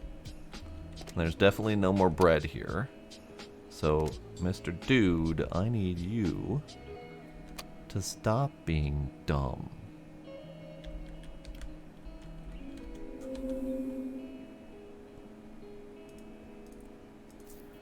There is not a drone dock. They just kind of go where they're needed and then stop when they're not needed. But I will move him. Let's go with transporters. Let's move you guys to... I don't know. Sure. Let's go there.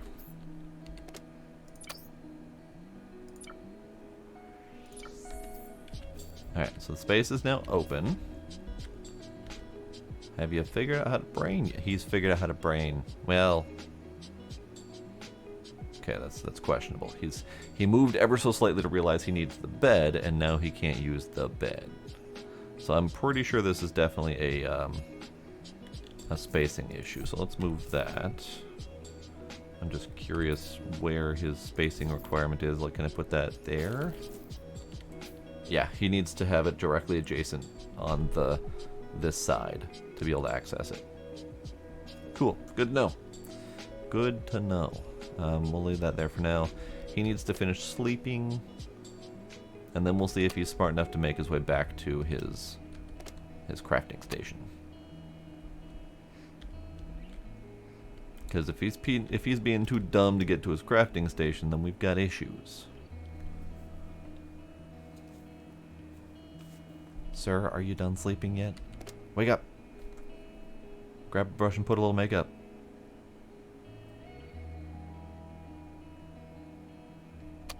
Okay. That, I think, is the issue. I think it's the drones. I think the drones are getting in the way. I will report that.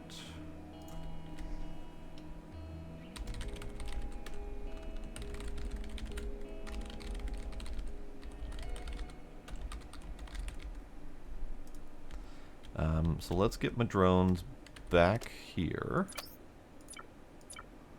Get them back onto a platform.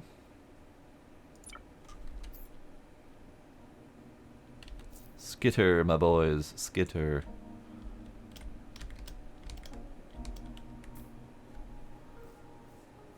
So they will go here and park themselves right here to pick up the bread and then leave again.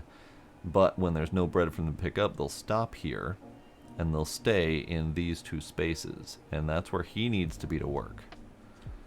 And now he's hungry again. Good dude, make more than 3 loaves of bread before you go eat, okay? Sigh. I don't think there's a way to make them be needed somewhere else. Because they just kind of stop at their last destination. So he's stopped here because he delivered bread and there is no more bread for him to pick up.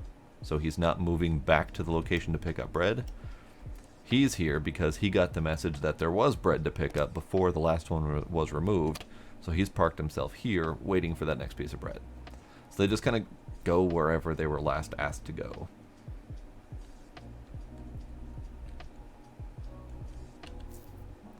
So unfortunately, Dude Man is eating, so he's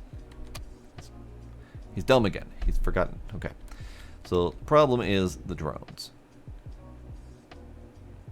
So let me screenshot that quick, get that reported.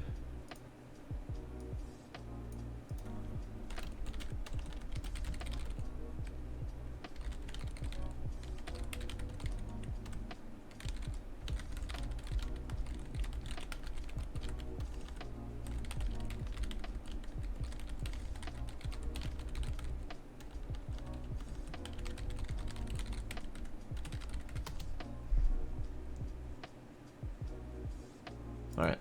Has been reported.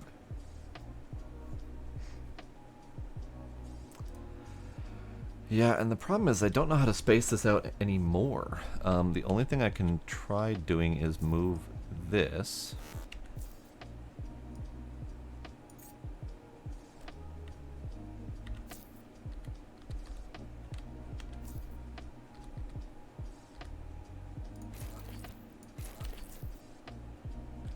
And see if the drones can use the space like adjacent here. So let's move them.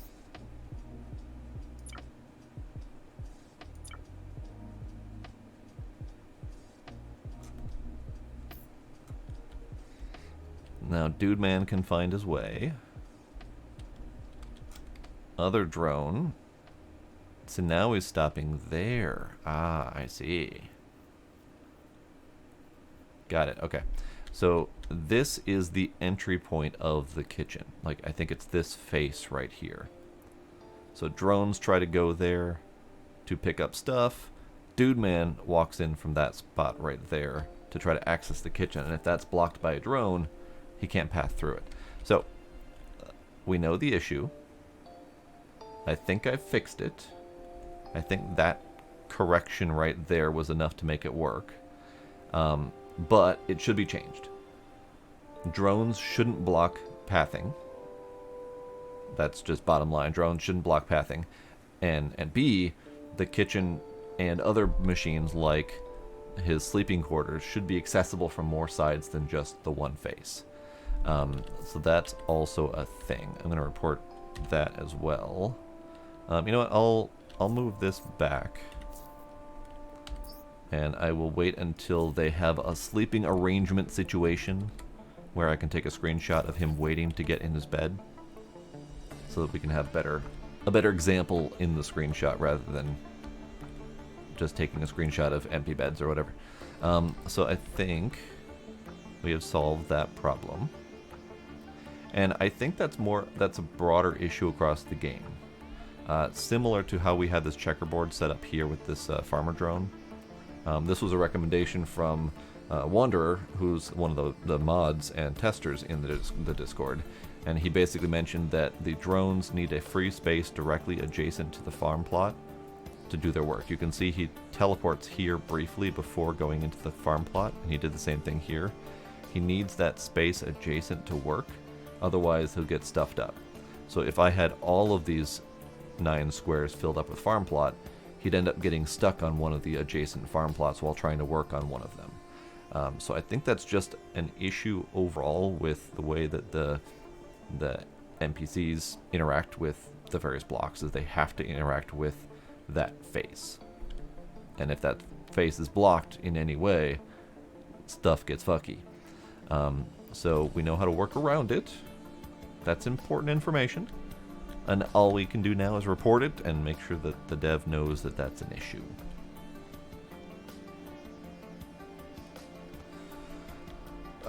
I think that's purely based on orientation, Big D. So in this current orientation, I probably could do 3 and 3.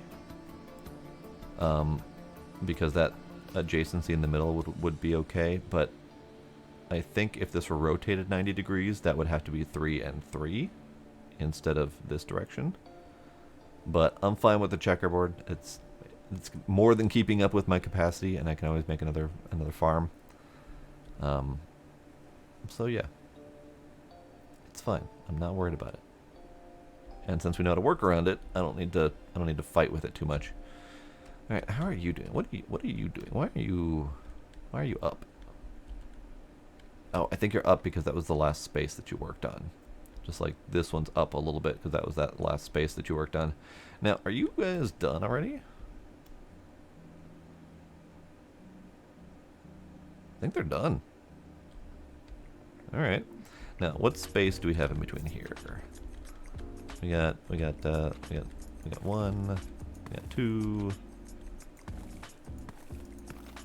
3, 4. So theoretically, I only need 1 drill in the exact right placement to finish that off. So that leaving the power up here makes it so I only need 2 passes per layer instead of 3 passes per layer.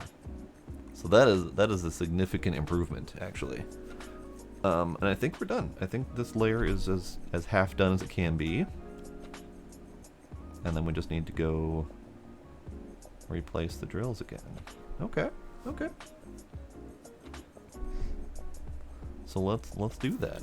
I did notice that on this side over here, we have a little bit that I missed because the drills didn't go quite to the end. So I could have extended out the platform a little bit. And in fact, you know what? I don't want to do that by hand. So let's do that.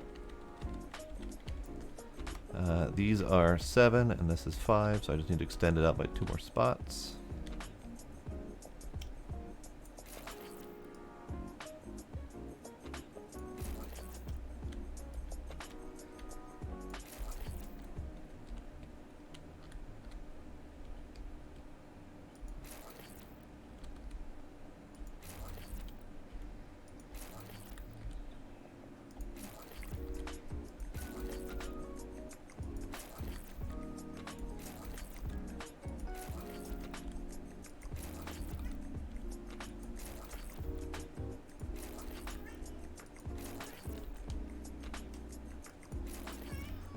Hello, kitty. How are you, kitty?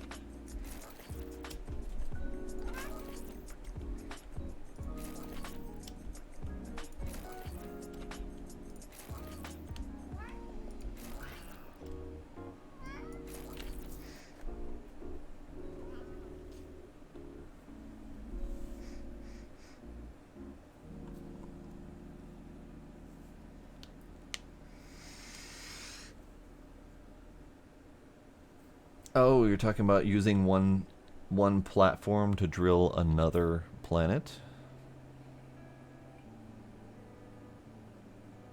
Interesting.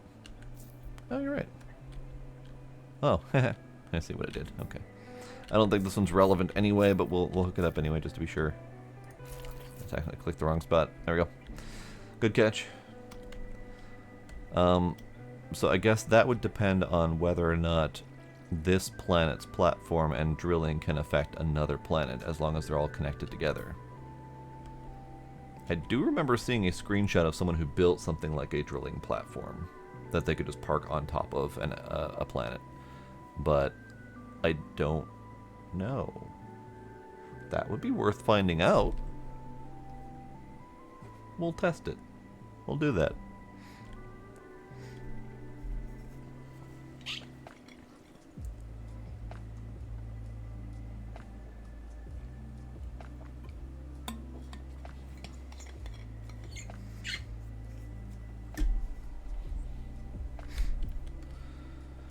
Alright. A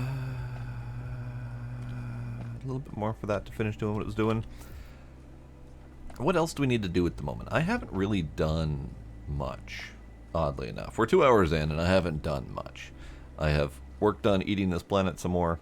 We have done the semi-permanent power installation up at the top, but I haven't done anything else. I haven't built anything new. I haven't automated anything else. I have temporarily solved my food problem, which is a good thing. What do we do? What do we want to fix?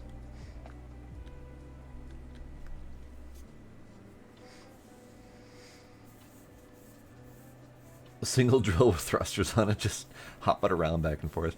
I suspect that won't work. I am finding and reporting bugs. That's what I'm accomplishing. This doesn't work for me in its current configuration. I don't know why.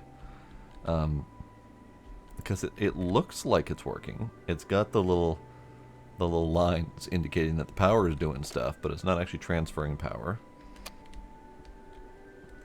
So maybe that change didn't commit through today's update or something like that, or it's not working for me. Who knows? We've reported the bug about the faces getting blocked.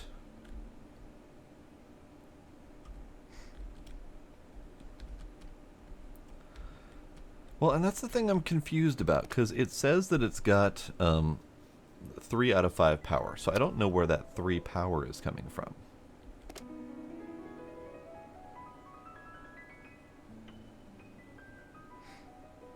Or, sorry, it's consuming 3, it's producing 5. So we've got 5 power production coming from somewhere on here.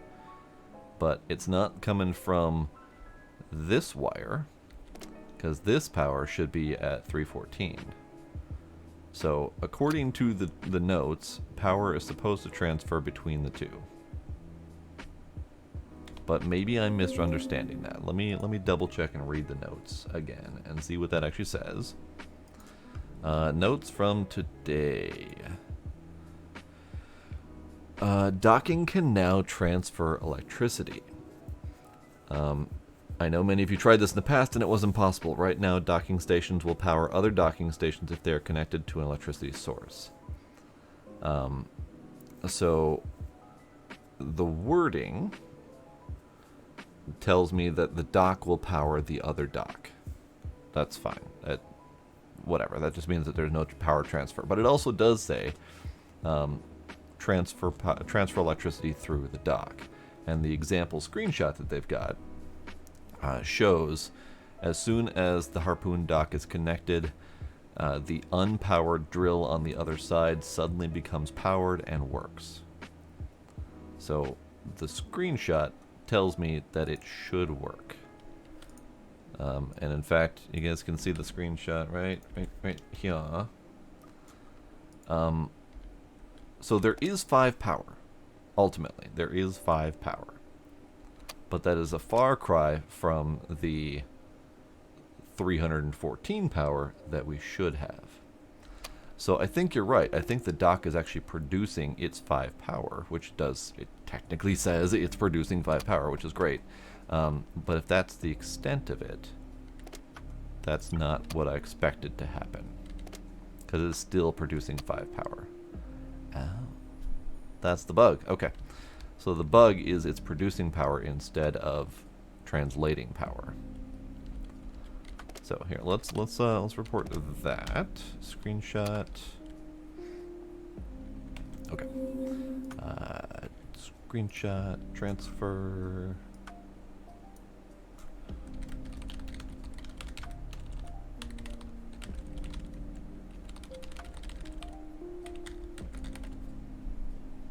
Would help if I could spell.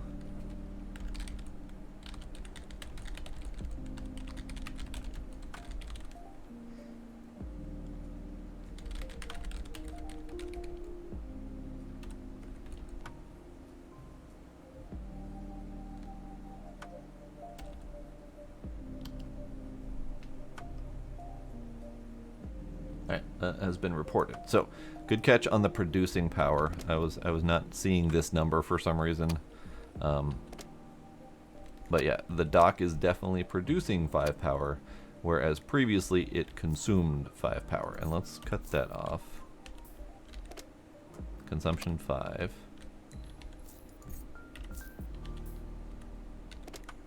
Production 5, but it says unpowered.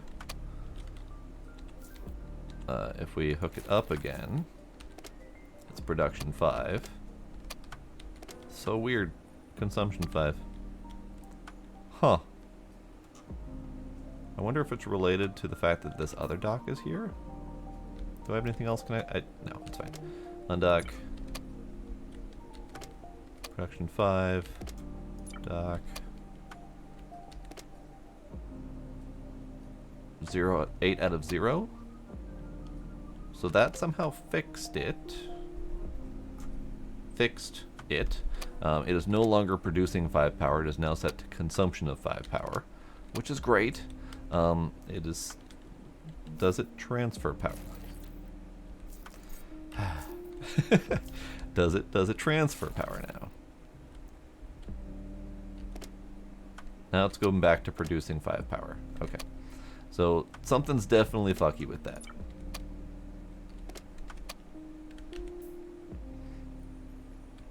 Alright, well, it's been reported. We're finding more bugs. Alright, how we doing here? We're doing good. We're doing good. Okay, so it's time to replace the drills.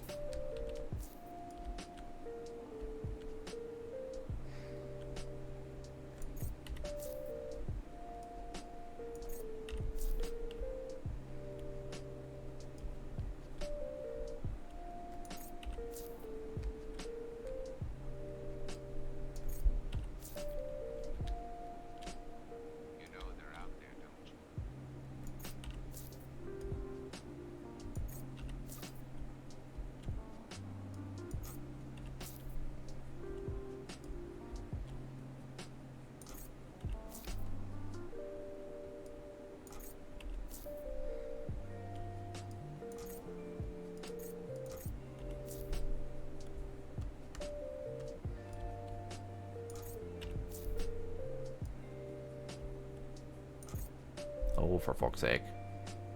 Drag forward.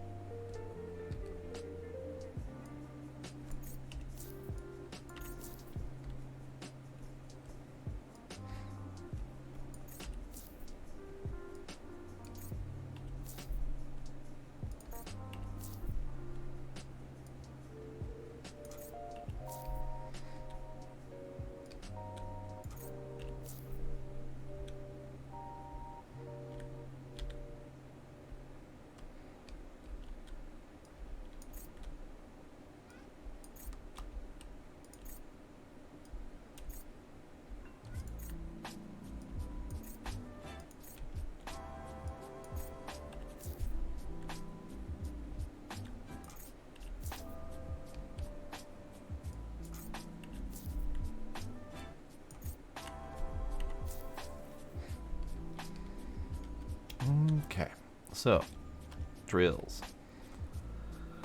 So, theoretically, I only need to place one more layer of drills as long as I place them correctly.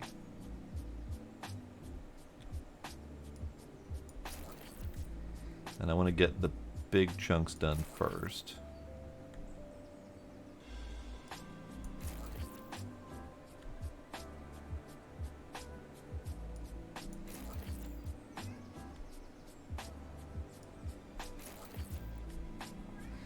Alright, so then after that, can I just get away with... Oh yeah, that's perfect. Okay.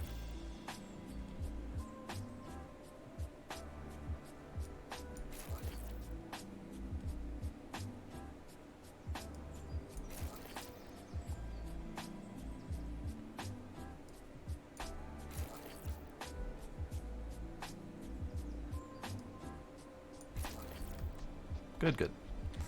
All right, let's finish laying this thing out.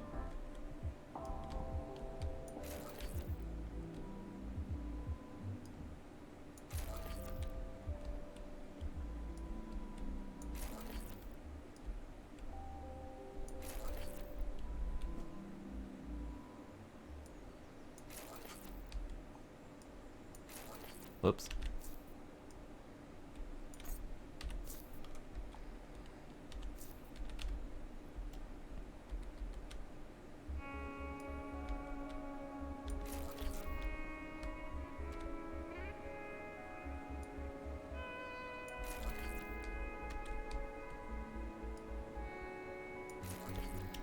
Alright, so I didn't lay this out perfectly. It'll be fine.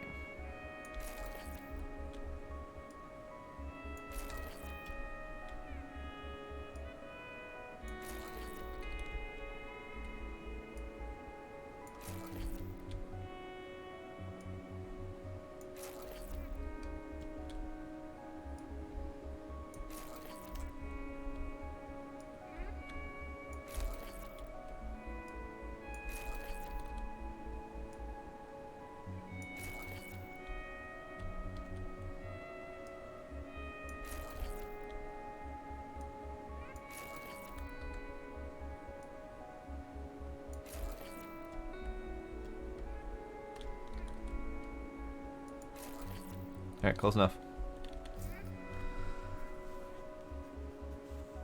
Alrighty, Smooth Agent, have yourself a good night. I will need to go get more water. I drank it all.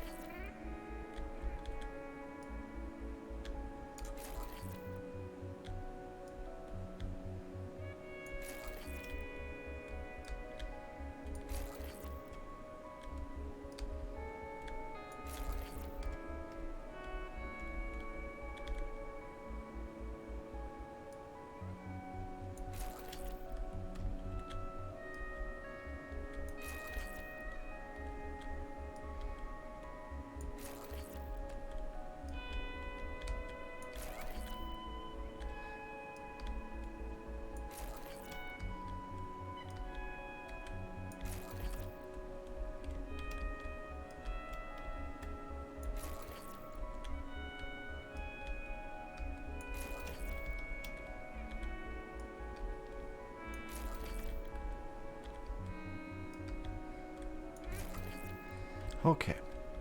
So, that's the second half of the next layer down done. I'm gonna go park myself here and breathe for a moment while I go get more water, so BRB.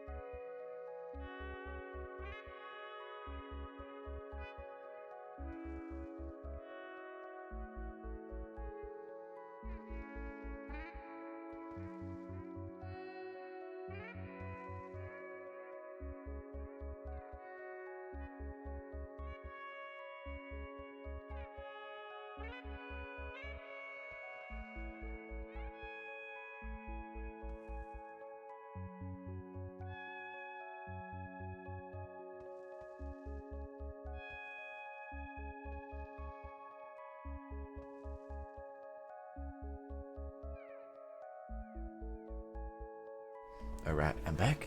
I have water. Water is good.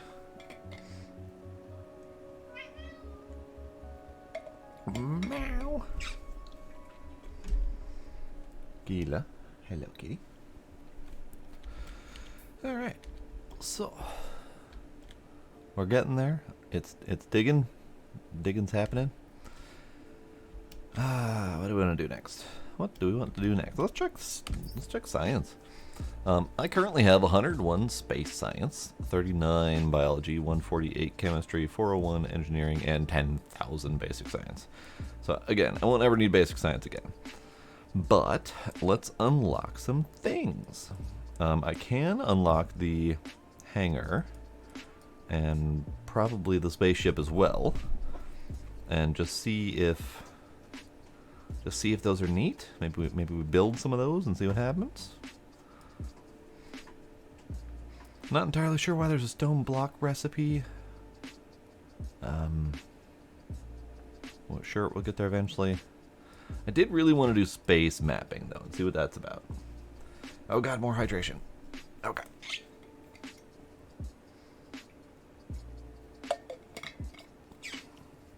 Alrighty, Big D. Thanks for hanging out. Have yourself a good night. Hopefully work goes okay for you.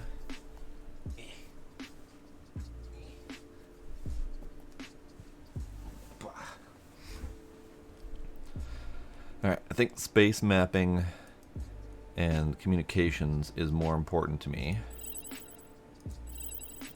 than the other stuff, but let's see. You know what? Fuck it. We're building a rover. And we're building a spacecraft. Do it. We're doing it. We're going all in. Alright, little robot man has told me to construct a hangar. Hey dude, wake up. Tell me things.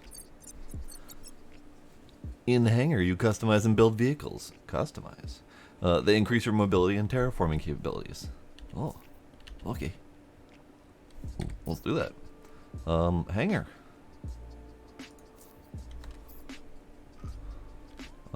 It's fairly sizable. Okay, good.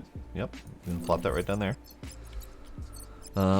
Build predefined ground and flying vehicles or redesign them to meet your needs. To provide necessary resources, put them directly from your inventory or use transport pods. Okay. Kitty. Kitty. Kitty.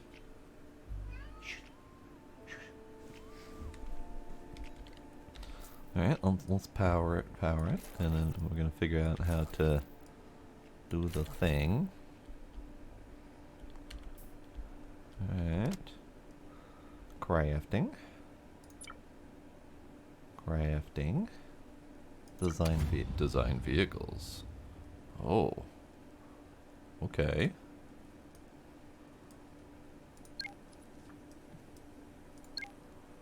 Can excavate? No. Can use booster jump? No. Customize.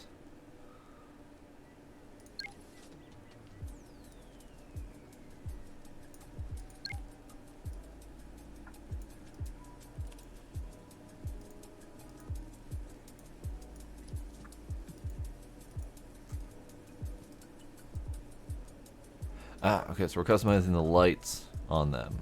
Okay. Got it. Okay. This is good.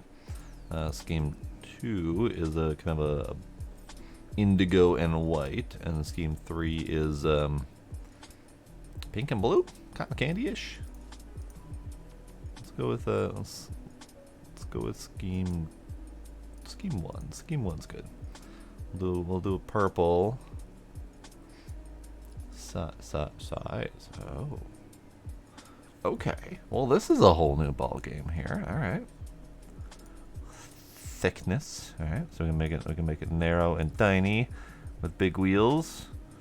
We can make it not so narrow and not so tiny with moderate sized wheels. We can expand each wheel size. Oh dear. Okay.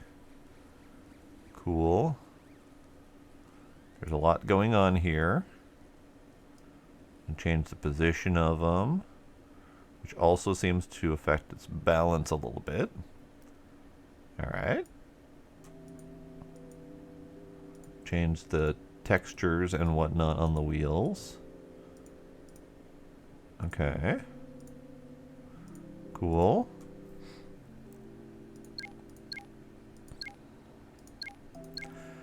Excavator.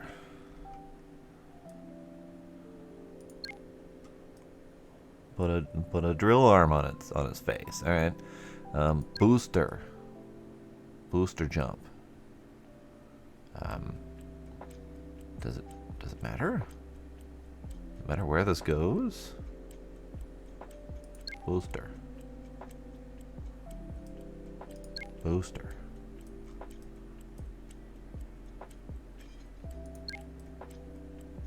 Booster. All right. Okay. Well, okay, and then container. I don't know how we're supposed to build this. Container. Container. How do we... Do I have to remove the drill for... Remove container. How do we... How do we add container? There does not appear to be a way to add the container. So maybe that's not in the game yet. And that's fine. We have infinite personal inventory space, so it's not a big deal. Alright, so drill. Let's change up the wheels. I like the wheels being that one. Actually, you know what? I like number 3. Let's do number 3.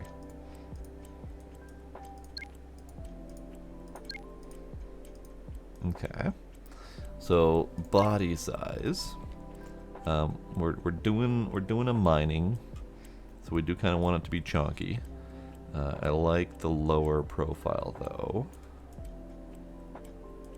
The thickness can be the same, but I like the lower flatter profile. Let's up that just a little bit, see if we can encompass the drill body a little bit more.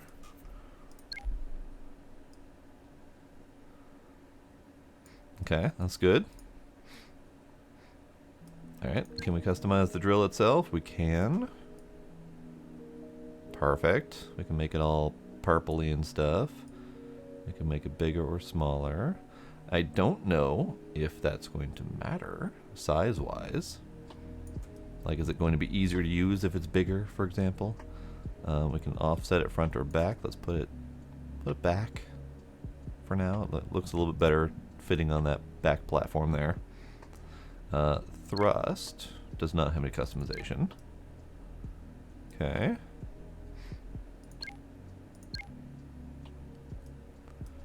Alright. Rover 1 for right now. Alright. Rover 1. We got default rover, default spacecraft. Alright, let's customize the spacecraft. Spacecraft new, custom. Alright, ship body. We've got colors, cool. Alright. We'll make you purpley. Give you a little bit of a dark purpley. Okay. We got wings. We can add wings.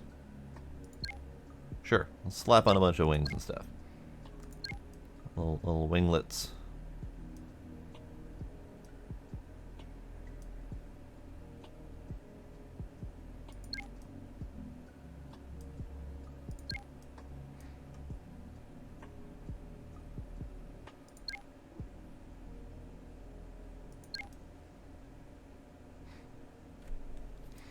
Alright, add some more thrusters, because why the hell not? Let's do...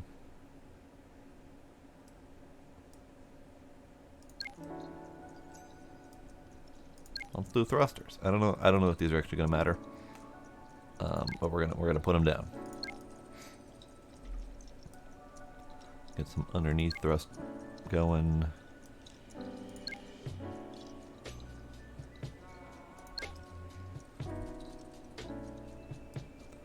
I wish we could customize the secondary color, because the secondary color is kind of like this teal, this very light aqua color. Oh, I can put on a windshield instead of not putting on a windshield for some reason. Landing legs, sure. Let's put down landing legs. All right. Now, what other customizations can we do? We can do more colors.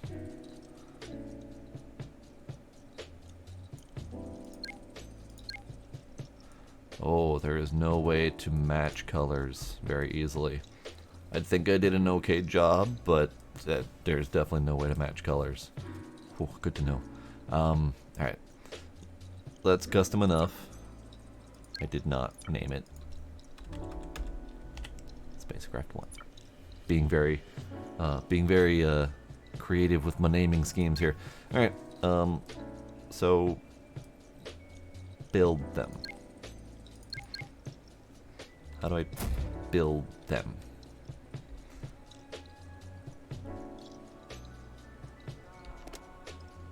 Build them, yes. So these are the defaults right here, and these are my custom ones. So we need lots of materials. So let's queue up one of each of these. No, not infinite spacecraft. One spacecraft, please. All right, so we need. Let's put in. Oh God. Let's put in plates. I need 6 plates. We need 16 hydrogen total between the two of them. We need 4 glass. We need 4 titanium rods. I need 7 regular iron rods. I need 4 of the metal frames, which I don't have on me. I need a single motherboard, which we have plenty of. And I need 8 gears.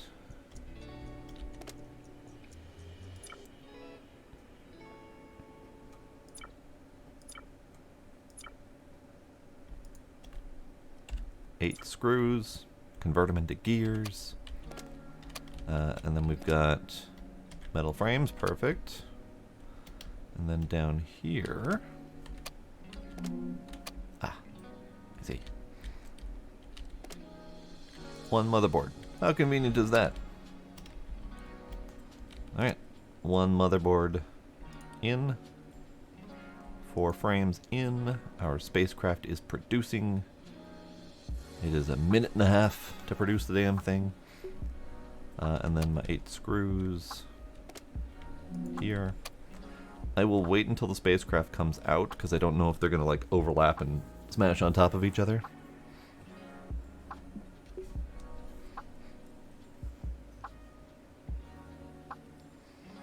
They do overlap. Okay. Then I will be good and patient and not do that. It's really hard to be patient. Real hard. Alright, what are we doing over here? Speaking of patience, you're working on that little nugget there. Everything else is done except for this one here. We have a couple bits and bobs to break up over here.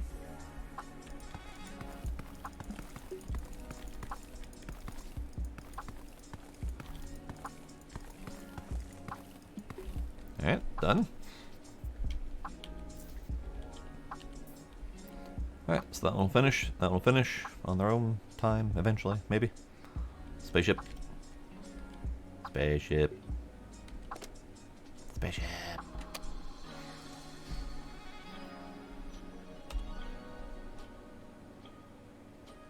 Spaceship.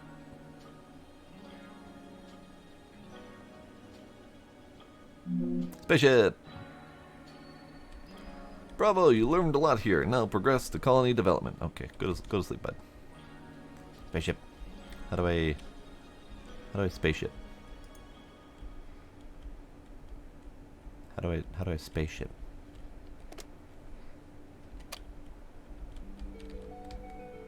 How do I spaceship? F and oh, good lord. Oh, he's so zippy. It's so zippy.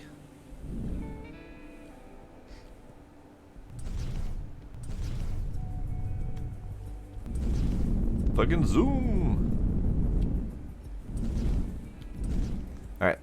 Infinite fuel, it appears. And infinite oxygen. Okay, okay. I dig it. Now, how do I make it land? E. Can't land, no surface to land. Okay, well that's fair. How about... How about... Perfect. I like it. Look at him go. Spaceship. Alright. We gotta screenshot the spaceship. Spaceship. Maybe we'll make the rover and screenshot the rover as well. Alright, screws. Rover. In progress.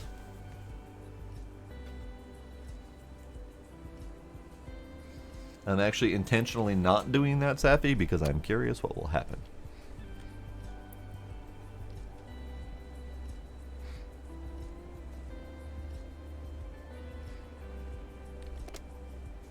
Spaceship. Spaceship.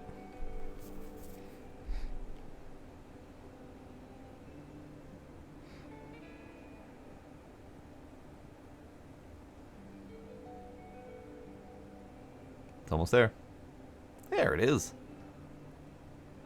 Oh, bye, little guy. Where are you going? You just going? Okay. So it does the same thing that the drones do coming out of here. It scoots forward to its available parking spot and then stops. Unless it bounced off of the spaceship. It could have continued going until it got to here or something like that, but we got a rover. Oh, okay. Alright. Does it only excavate at floor level? How does that work? Alright, we'll have to test that out. I like it though. I like it. Q leave. So, screenshots.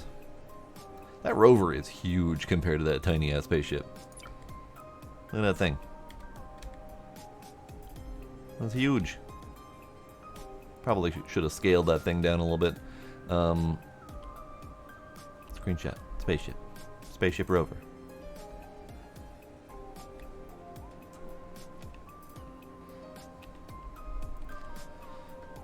Alright. I am curious how much we can scale this thing down, out of curiosity. So, rover. Let's do new tiny rover. Tiny rover. Make you as small as possible across the board.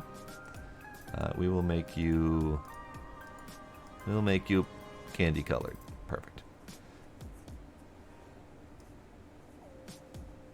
With neon green lighting. All right. The wheels can be... I still like these wheels.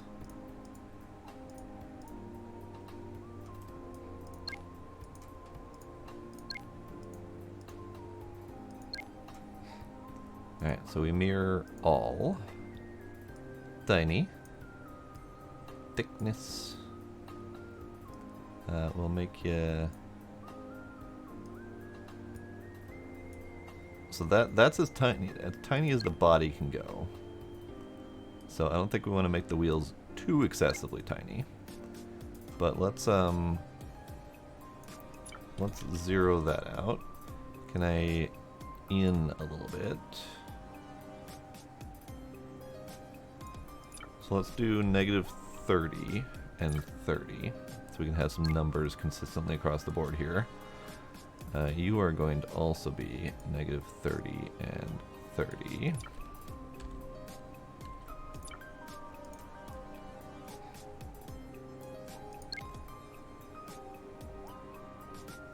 And you will have to be 30 and -30 and 30? 30 and 30.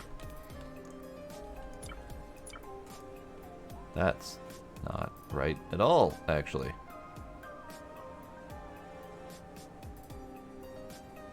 Bonk, bonk, bonk. Leave it at 30. We'll figure out. So you're 30 and 30. Ah, that's better. Okay.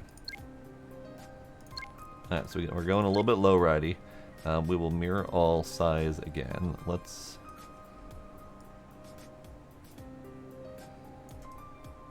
see. Maybe let's do -10 for all of these.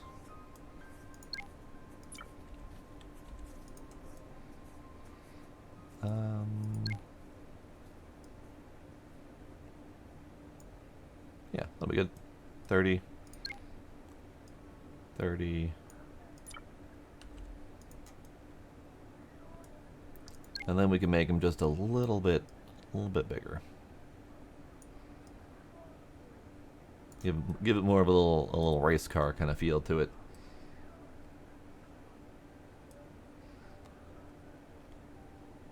Oh, you're talking about for driving it? Yeah, that's normal.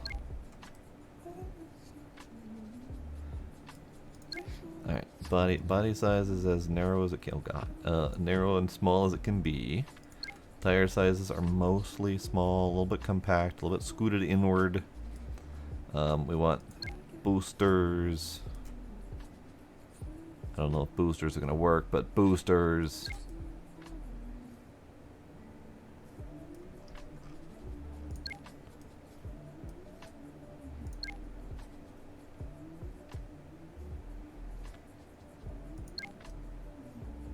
That's awful.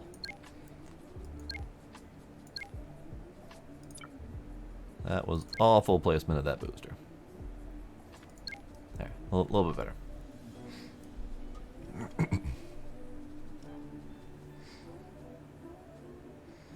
Oh, the mining rig arm. Okay, got it. Now, do I want this? Let's make it... That's not tiny enough. That's not tiny enough. Why are y'all off-centered?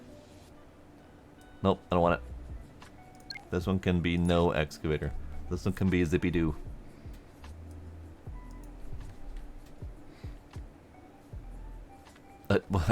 Never got past calling it tiny, so we're just gonna call it tiny. Alright. Alright, so we have our excavator, so let's get this guy moving. Oh. You know, I was wondering how it was gonna handle that. I feel like that's not quite right. But you know what? It's fine. We're gonna zoom. Oh god. Fell. Okay. Well, time to test out the excavator.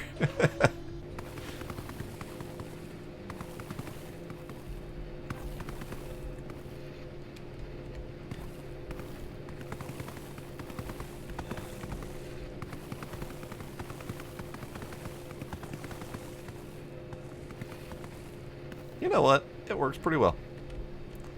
It does not work well when it's stuck in a small fucking hole because I'm dumb, but it works pretty well. You know what? Can we go up the wall? We cannot go up the wall.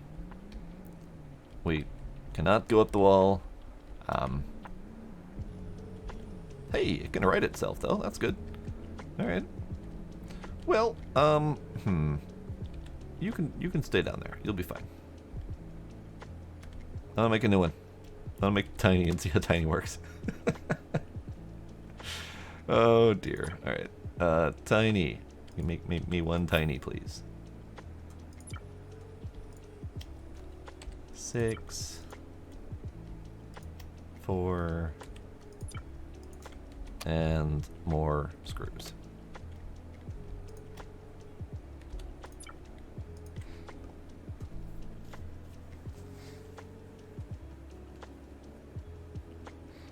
I would love to see the mining rig arm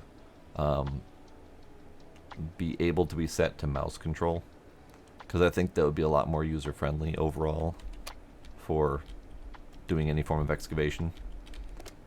But it's not awful. Because that was the first thing I tried doing. I'm like, I want it to move around with my mouse, and it's not working.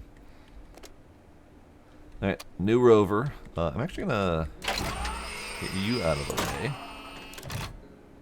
You can just float away for all I care. I'm just curious where the rover is going to go once it's done building, if that's not in the way to stop it. Are you going to roll endlessly, or just going to pop out and stop after you get out?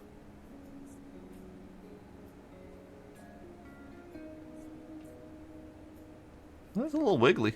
He's a little wiggly. Why are you so wiggly? Is it just because it doesn't like having the wheels changed? I think it doesn't like having the wheels adjusted as much as I adjusted them. Because it's definitely twitchy. It's having a little bit of a hard time of it. It drives fine.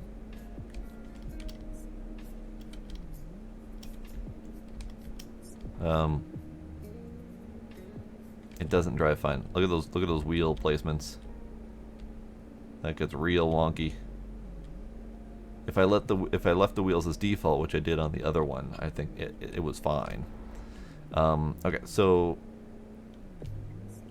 the thing to note about these is that you really need platforms and whatnot between each of your planets, and you need driving space. I did not make driving space for myself, so that's a thing.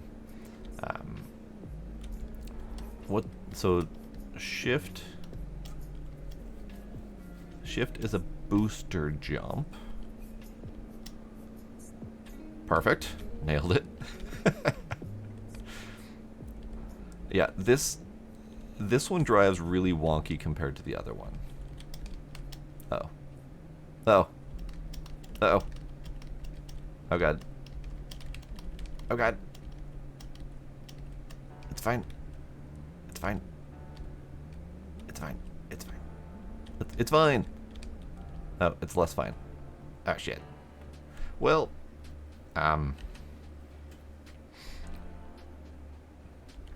you can stay there. So let's play with this little guy for a sec. Because clearly I don't know how to drive rovers correctly. Let's go to New Avalon and just see how it feels to fly this thing to a planet.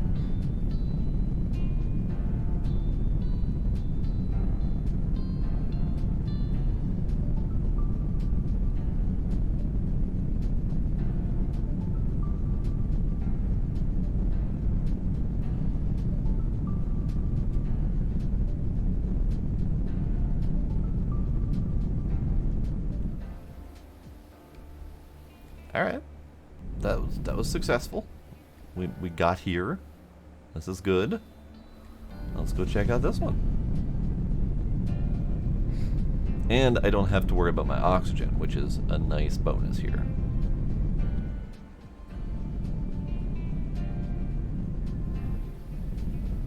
Alright. Which planet was this again? Nope. Planet closest to me, Kryptonia. Kryptonica Digitalis, and it is mediocre at best for materials. So New Avalon is the one I wanted because of the 4,000 uranium that's in there, so we'll grab that one at some point. We do have new planets because I'm closer up, or higher up here. Nipatso Prime. We got Shoran X. Oh, we have IPX6.9. Whatever that's supposed to be. we have 2 new uranium planets discovered that have quantities of uranium that I appreciate. 7,000 here and 8,400 over here. So I'm gonna get those 2 planets. Not at the moment, but I'm gonna. I need to get to them. So let's flag them. They're really outside the normal range though. But I want to get to them and I want to build on them so that they get permanently marked on the map so I can go grab them. Yeah, no, this, as soon as multiplayer works reliably, this will be fantastic. The rover work, the spaceship work, being able to go to a planet, set it up as a navigable planet and navigate it back to your home system. Where, oh, down there, yeah. That will be wonderful, because then you don't have to worry as much about my FPS issues, for example, because I've been causing myself FPS problems. Alright, so what do we got here? We got a mud ball, lava ball, something like that. It's a ball of some variety. So let's see if we can do something with this. Land. Land. Okay, fine. I guess we have to actually be on the ground to land. No? No land? Land is not a thing you want to do? Okay, fine. I'll just get out. So let's build something here. It doesn't need to be fancy. It doesn't need to be much.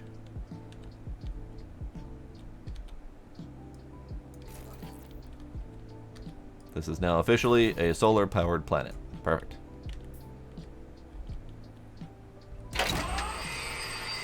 Alright, so that is the Kalsai Prime. And then I need to get to the other one.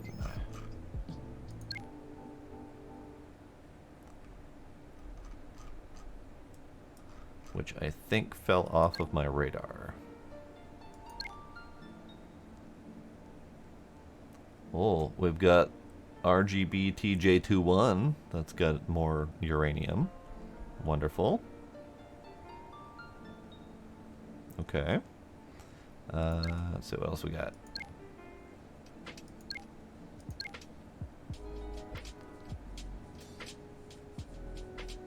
Omega Dovinonis has 3,000 uranium on it. Alright. Okay.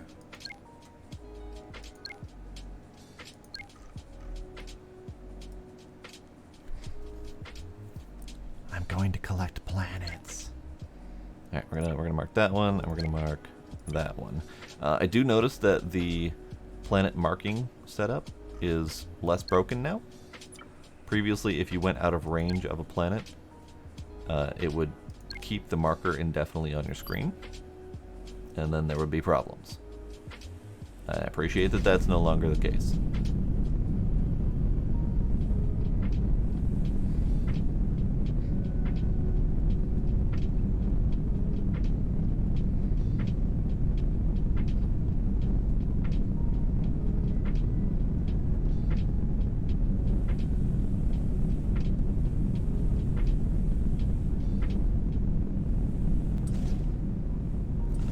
Flies nicely.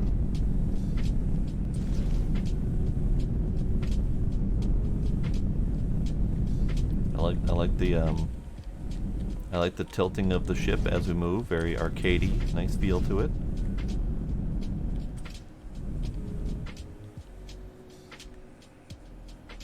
All right, we're gonna solar power this planet as well.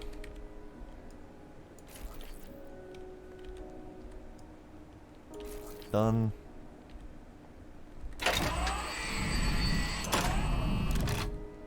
Oh, hang on. Now we're fine, okay. Alright, anything else out here now that we're further out? Yep. Itty bitty planet, Pippa Prime, has a whopping 600 uranium on it. That one, however, is not worth my time. So we're going to go to Omega Divonis, whatever this is called. Fulminus only has 1700 uranium. I think I can skip that one. This Omega is also not overly remarkable, but we're going to do it anyway because I feel like it. It's also a mud donut. Who doesn't like a good mud donut?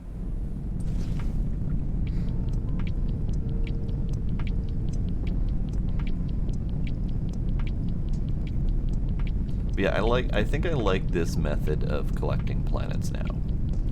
I do need to figure out how I'm gonna build onto them to make them mobile, so I can transport them back to my base. I mean, I don't need to figure out anything. I know exactly how to do it. I just need to do it, I think, is more the problem of what I'm getting at. I need to actually do it.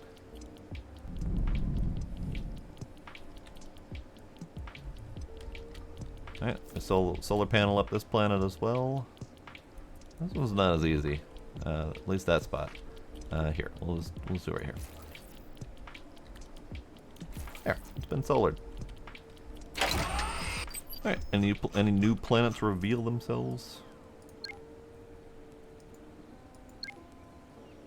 That Fulminus, it's tempting me, even though it's a tiny little planet that doesn't have much uranium on it. It's still tempting me.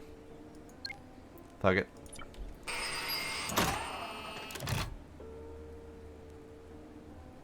That was a noise. Alright.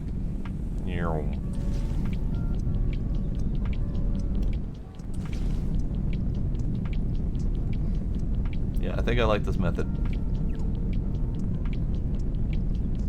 Because I could theoretically, since I have like a cluster of them right next to each other, I could just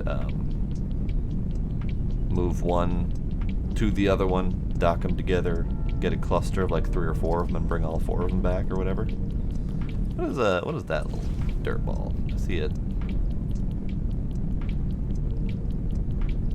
Hey, just one of those little mini planetoid things. It's got like 1 tree on it.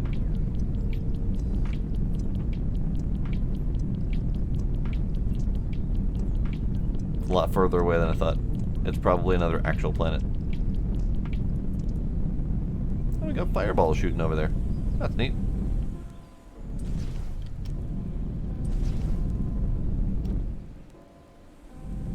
Yes, it's an actual mudball planet. Not much of one, but it is one. What are you? You are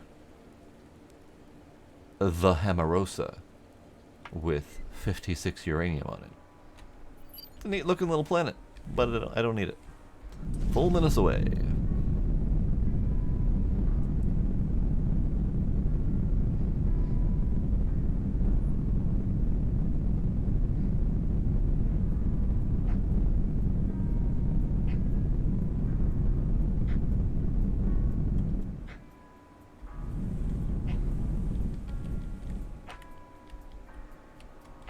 Alright, just plop a little bit of solar down on here. Done. Done and done. I like this one. It's got pretty flowers on it. Got little tree stumps. Lovely. Alright, what else do we got around here?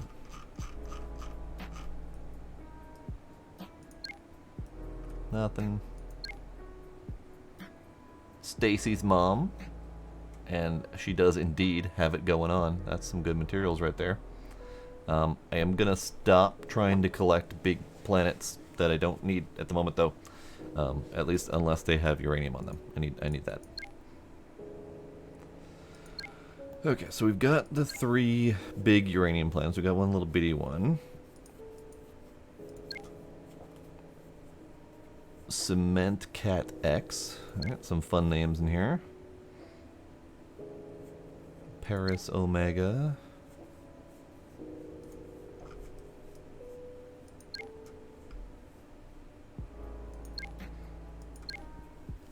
That one is tempting though. It's got 70,000 copper. But let's take a quick peek at mine. So we've got Grelly Grove that's got 50,000 copper, 9,000, 13,000, 28,000, 2,000 left, 3,000, 1, 25,000. Oh, Mad Hateria is empty. Oh, we emptied it. Nice. Karensburg, 40,000, 15,000. So yeah, we don't need, oh, and 36,000. We don't need the 70,000 copper that's on Stacy's mom. However, it is Stacy's mom, and she does have it going on. A hilly ellipsoid, sandy. Meh. No, I don't need it. I'm gonna refuse. I'm gonna absolutely refuse. All right. Do I have enough with me to get these things mobile? Like, could I start the process of getting these hooked up together? Also, I'm curious. I'm in my shuttle. Okay, so while I'm in my shuttle, my oxygen does not go down, but it does not replenish if I'm out of the shuttle for a period of time and re-enter the shuttle. So it is not an infinite source of oxygen, but it is a permanent source of not losing oxygen, I guess, is a way to put that. Alright, so, building. I have enough for basic thrusters. I don't have enough for plasmas on me. I do not have enough for control panels to move the damn thing. So I would need to go get the 4 electricity, or the 4 computers, or whatever the hell those are. Maybe get some for plasma thrusters so we can move faster. Okay, good to know. We have some build-up to do to be able to go around and slap planets together. Forget asteroids. Bunk. Bunk. Alright, so we've got all these marked off. We've got 4 new planets marked with stuff built on them.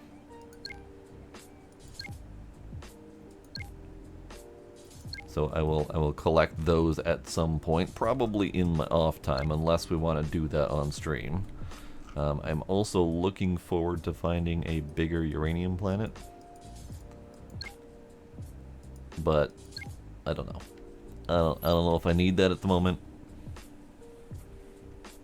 But we're gonna go back home.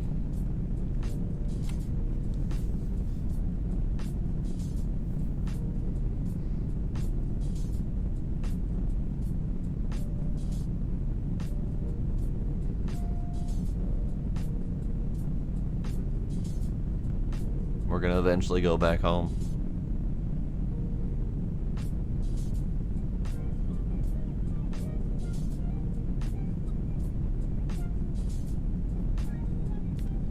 We're slowly working our way back home. Okay, so there probably should be shifting. I forgot about the shift. It is a nice spaceship. I like the spaceship.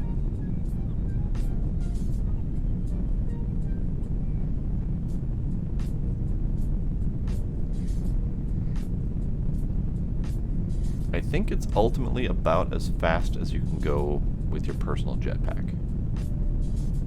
It feels roughly the same, but without the usage of the oxygen, that gives it a significant boost right there. So, since we have a spaceship, we're going to need a landing pad for this thing. So we're going to need to build something to land this thing on. Not tonight, because I don't think I have that sort of creative juices in me. But that is a thing I will have to think about. Land it somewhere. It looks like once the rovers are upside down or stuck, it doesn't look like there's a method to fix them. There doesn't appear to be a recall option or a manual pickup or even a delete. At least I couldn't find a way to interact with it to delete it. We'll poke at it again now, but I suspect that those rovers are just kind of stuck. They are where they're at.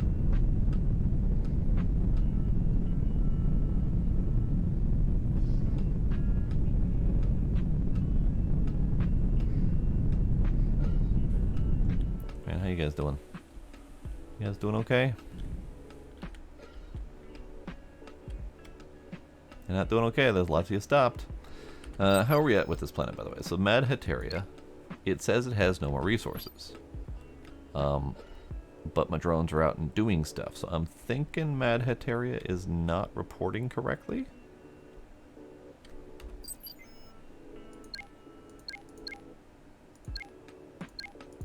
Yeah. It says there's no resources on it, but there are definitely still resources here. I'm curious what's up with that. Wait. This is Grelly Grove Prime. Hang on, hang on. Grelly Grove Prime. Yes, we still have plenty of resources. So which one's Mad Heteria then? Are you Mad Heteria? Oh, you're Mad Heteria. Okay, that's why there's no resources left. Because there's no resources left. Because we hate them all. Okay. That explains a few things. Alright. So this is Mad Heteria. The little mud ball remains. There's not much left of it. But I am going to have to delete and rebuild and move down and continue the process.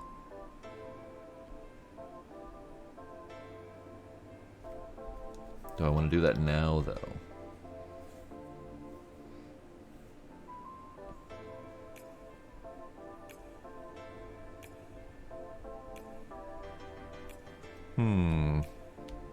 No, I don't think I want to do that right now. I left my spaceship floating. Come back. Oh, you can enter it from a real far away. Cool. Alright.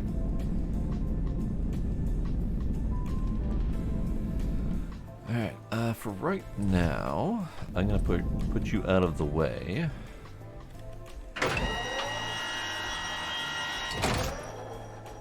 That's fine. Are you still stuck? Oh yeah, you're still stuck. Okay.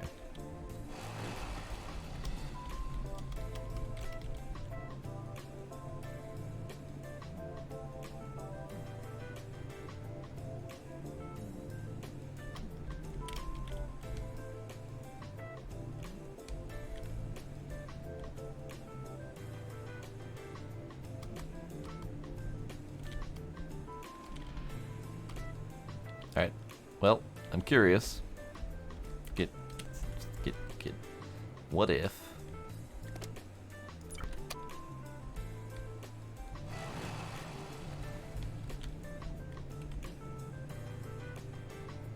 Still real stuck.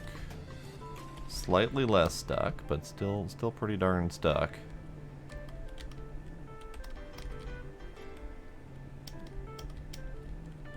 Alright. What if...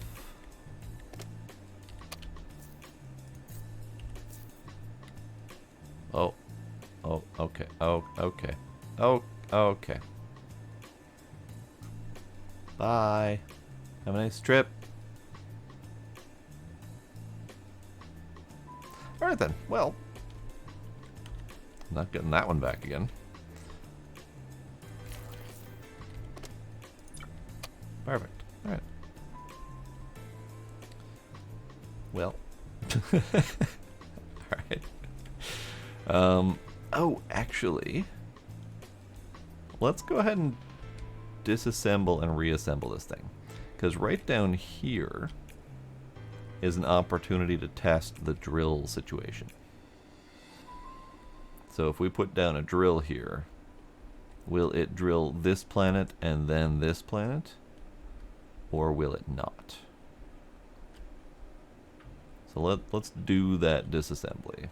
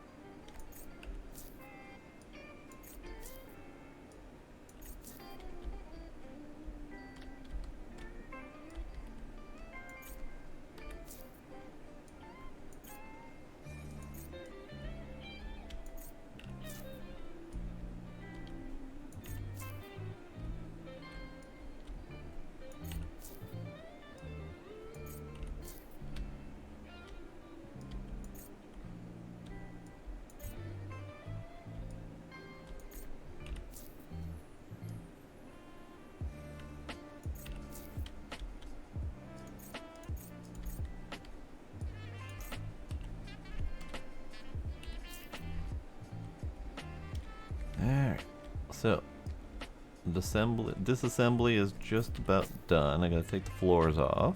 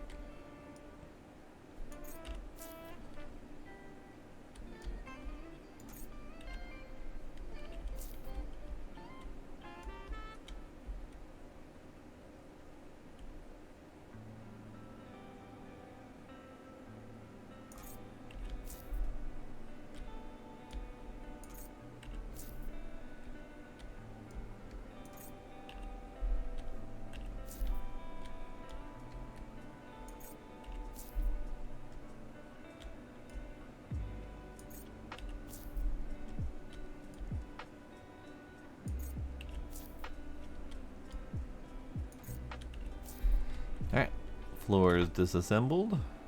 And for right now, I will not reassemble the whole darn thing. I just want to test this piece right here. And I don't want to test it thoroughly because I kind of don't want to chew into this planet yet until I figure out what the hell I'm going to do with it. But I will do a little bit. So if we do right here, that should be able to drill down deep enough to test at least. Hopefully. That wasn't what I intended to do at all.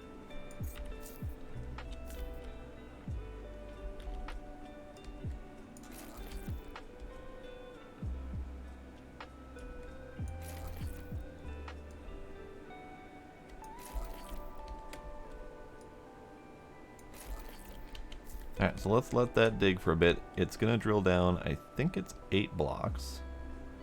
1, 2, 3, 4, 5, 6, 7, 8. So it might tick into this ever so slightly, which would be perfect. That's all I want to know. So we have this little flat nugget here. Should be able to tell that it ate into it a little bit.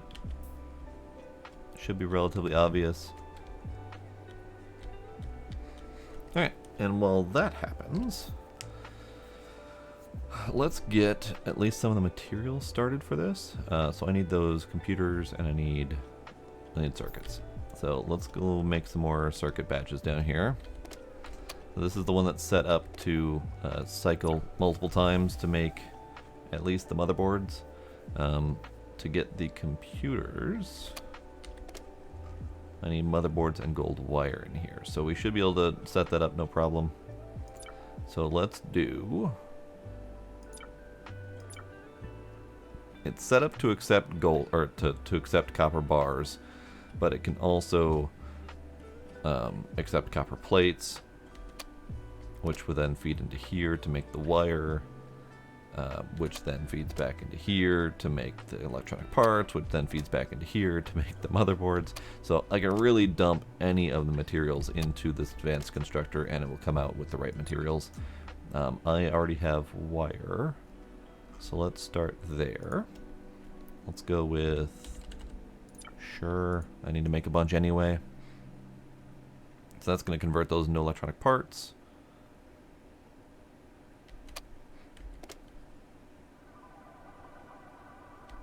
Which are then going to feed that away into here. 2 of those per motherboard. So that's going to take a while. Just a while. Alright, you are still making food out of all that friggin' grain that got overloaded. So you're good. You know what? Let's change up this thing. Let's change up this, because I do want that to be a little bit more compact.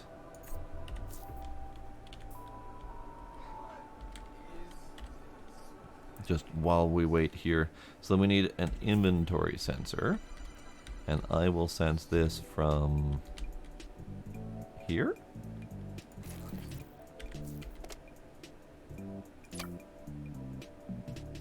Kitchen. Bread. Kitchen bread. And then I will probably move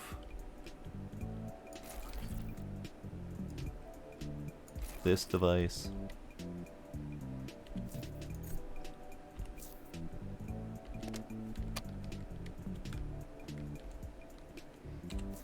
So this decider can go here. I don't want to get it too close. I probably could just put it over here, actually, now that I think about it. It doesn't need to be too far away, so let's skip all that damn wiring I was being stupid about.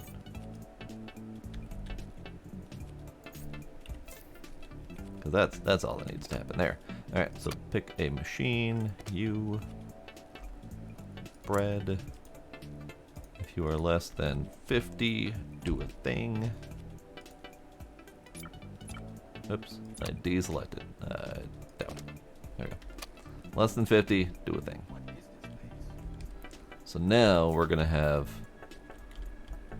50 bread up here all the time, theoretically, if the drones are doing their work. And then if there's less than 50 bread in here, this will turn on. So we should be able to pull that bread out. He turns on, he does his thing. Okay. Let's put that back in there and turn him off. Alright. Better. Clear. Cleaner. More concise. Less stupid wires laying around. Because I was being dumb about it. And I really wish he was smart enough to eat some bread at his workstation. Just take your break at your desk, dude. You know what? It's fine. It's fine. He's having a day. He needs to go hang out with his coworker. They're just having a moment.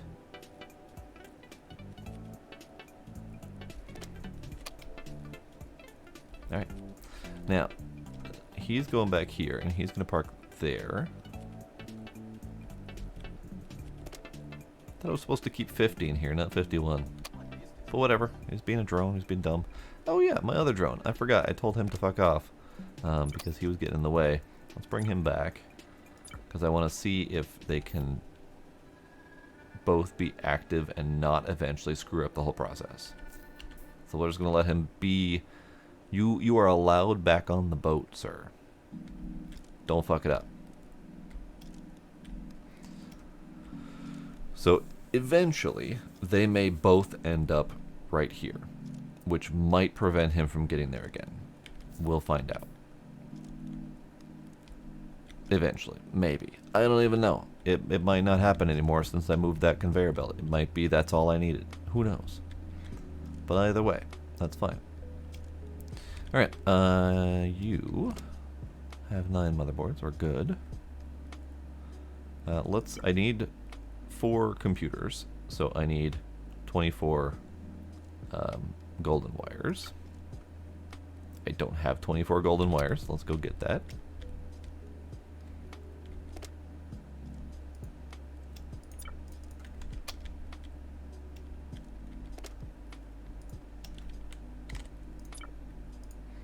Alright, so that should then start making computers.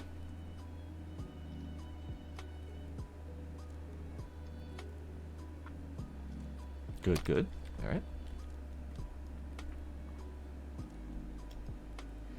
And that's all in the name of getting me set up to go out to those planets and collect them. Bundle them together and then bring them back home.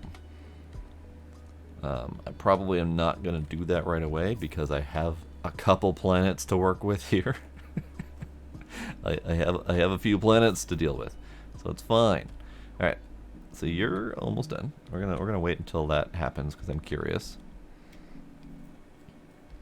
Where's my drone? Or where's my rover? My rover's down here. He's fine. He's a little wiggly, but he's fine. I could, now that I've got enough space, I could probably work him out of here. But that feels like a lot of effort. We do have control, right click to remove. Oh. Where does he go? Does he go in my pocket? Does he go over here?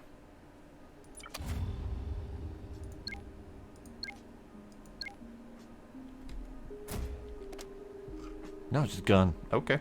I don't know if I got materials back for that. Let's find out. One way to test that. So let's make another rover. Let's make the cheap rover.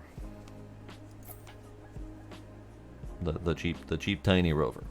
So you require four hydrogen. You require 4 gears, which I need to make.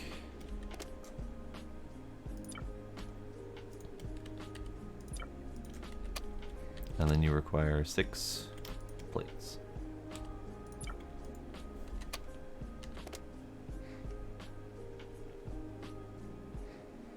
Alright, so the number I'm going to use is my 274 hydrogen tanks.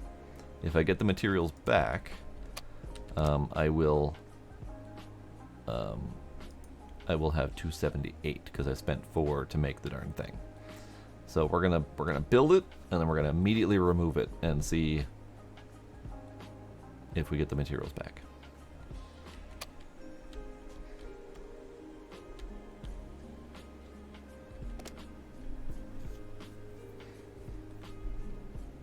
Also, the gears would be good because I don't have any gears on me. Okay, well that makes more sense.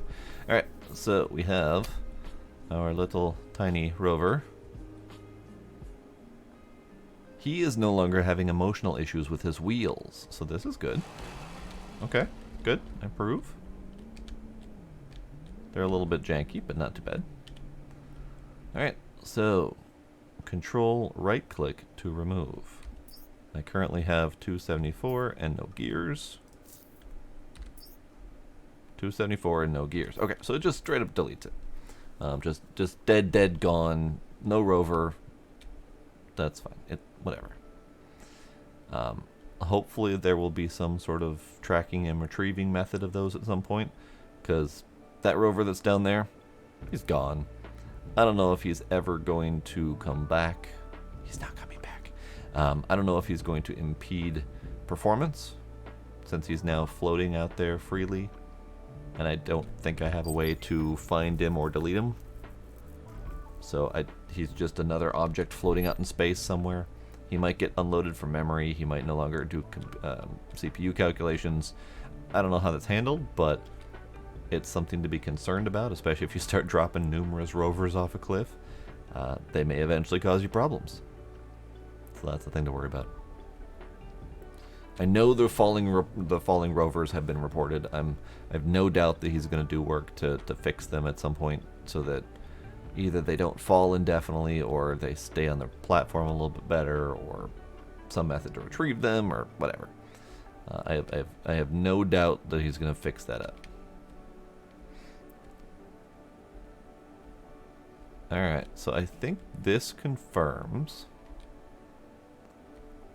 that it's not going to impact the other planetary bodies if we were to build a drill platform. I'm pretty sure that's what this confirms, because it did not dig into this at all,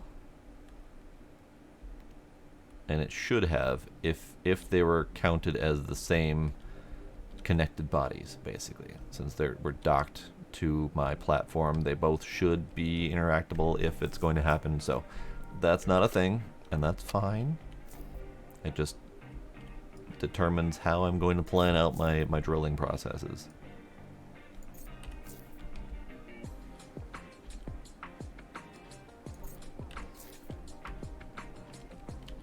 Alright. Well, we have a little chunk taken out of this planet. I do need to finish mining this up. I'm going to finish it on my own. We don't need to do that on stream. That's fine. I think I'm good for tonight. I'm probably going to slow down on playing this a little bit until more development happens. I'm definitely liking where it's at currently, but I'm curious where it's going to go next. I don't have all of the stuff done. Obviously, we don't have all of the research completed or anything like that, but a lot of the stuff I don't need to delve into at the moment. The ranching and the animal breeding and stuff, I would like to delve into that a little bit, but it's not necessary. So what I'd like to see in future development is a better purpose to a lot of these things. Like right now, I'm making bread, and that's all the automation I could ever need for feeding my peoples. So I want to see more purpose to the sunflowers, the tomatoes, the chickens, all that stuff, to make, you know, better, longer lasting foods, to give them stat bonuses or something like that, so that there's more of a purpose to build these things. Energy transmission I would love to get. I might research that on my own time just for ease of use, but it's a little ways out. In fact, why is it under cultivation? That doesn't make sense. Cultivate energy transmission. What do we need? What do we need to finish energy transmission? I need 36 more biology science. Does not make sense to me. I would think energy transmission would be under here, the tech area, and it would probably be after communications, maybe after advanced robotics, perhaps. I don't know, but yeah, it definitely should not be locked behind farming. But yeah, so I'd like to see more purpose to some of these things. I would like to see a little bit more survival and colony elements. The belts and tubes, I want to see those balanced out a little bit, because currently, if you use belts, they have a throughput limit, and you need to feed your belts into your tubes to make your tubes work. So the only way to fully utilize your tubes is to have numerous belt lines feeding each into one of these conveyor joints and then merging the tubes together. It's a little bit tricky to fully utilize your tubes, and it's even worse once you get to red tubes. So I'd like to see that streamlined a little bit, better splitting and merging options. I do really like this game, and I'm definitely going to keep on playing it, but I think I'm going to hold off on streaming it for a little bit longer here until some of the issues are worked out, like the drones forgetting how to work. These might just be because there's no more coal left on the planet. That might just be normal. Erismundo does not have any more coal. It only has copper, aluminum, and titanium, and not much of either of them. So I'd need to reconfigure these to finish off the last bits. So this planet's almost dead. We don't have any iron left. Copper? We have copper. Okay. Drone control, drone management, I would love to see streamlined a little bit. It's a little bit janky, especially when you have a lot of them. Getting them to work, getting them to go where you want them to go is real difficult. It's like really, really difficult. Planetary eating, love it. Drills could be a little bit easier to move, but they're not awful. I really want to see those bigger planets. That would be really exciting to have planets like the size of my entire contraption here. Give rovers more of a purpose. Give building on planets more of a purpose. Bigger deposits, so, you know, fully entrenching yourself in a planet for a longer period of time. That would be great. Because right now, I mean, with these tens of thousands of ore deposits, it's really easy to just clean them out and be done with it and just throw the planet away, not need it anymore. So the only real reason to build on a planet right now is because you wanna, which is fine. Because you wanna is a perfectly valid reason, but I want to see more of a need to do it. I actually really want to see lower stack sizes. I want to see there be a purpose to do the belts and not just store tens and hundreds of thousands of items in your pocket. Like I've got most of a planet's worth of dirt in my pocket right now, just because. I want to see there be a reason to eat this planet. I know you can convert that into silica currently, 30-to-1 for quartz. Sorry, which is great to use some of that dirt up, but I don't need to store this anywhere currently. I don't need to logistically figure out how to store a planet's worth of dirt on my platform while it's being converted into quartz. I want to see that. I want that to be a difficult element to it. So those are some of my thoughts. I have plenty more thoughts, but I don't have them all in my brain right now. That's fine. But yeah, we'll keep talking about this in the Discord. We'll keep reporting bugs as we find them. I'll keep an eye on all the various updates as they come out. And if an update especially intrigues me, we'll play another night. But for right now, that's it for Astro Colony. I think. Perhaps. We'll see how addicted I get to it while I'm doing off-stream work or whatever. But yeah. Zaffy, thanks for hanging out. Anyone else who might be lurking out there, appreciate y'all coming.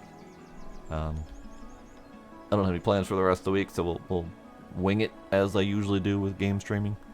I'll take a look at some suggestions that have happened recently, some newer games that have come out recently.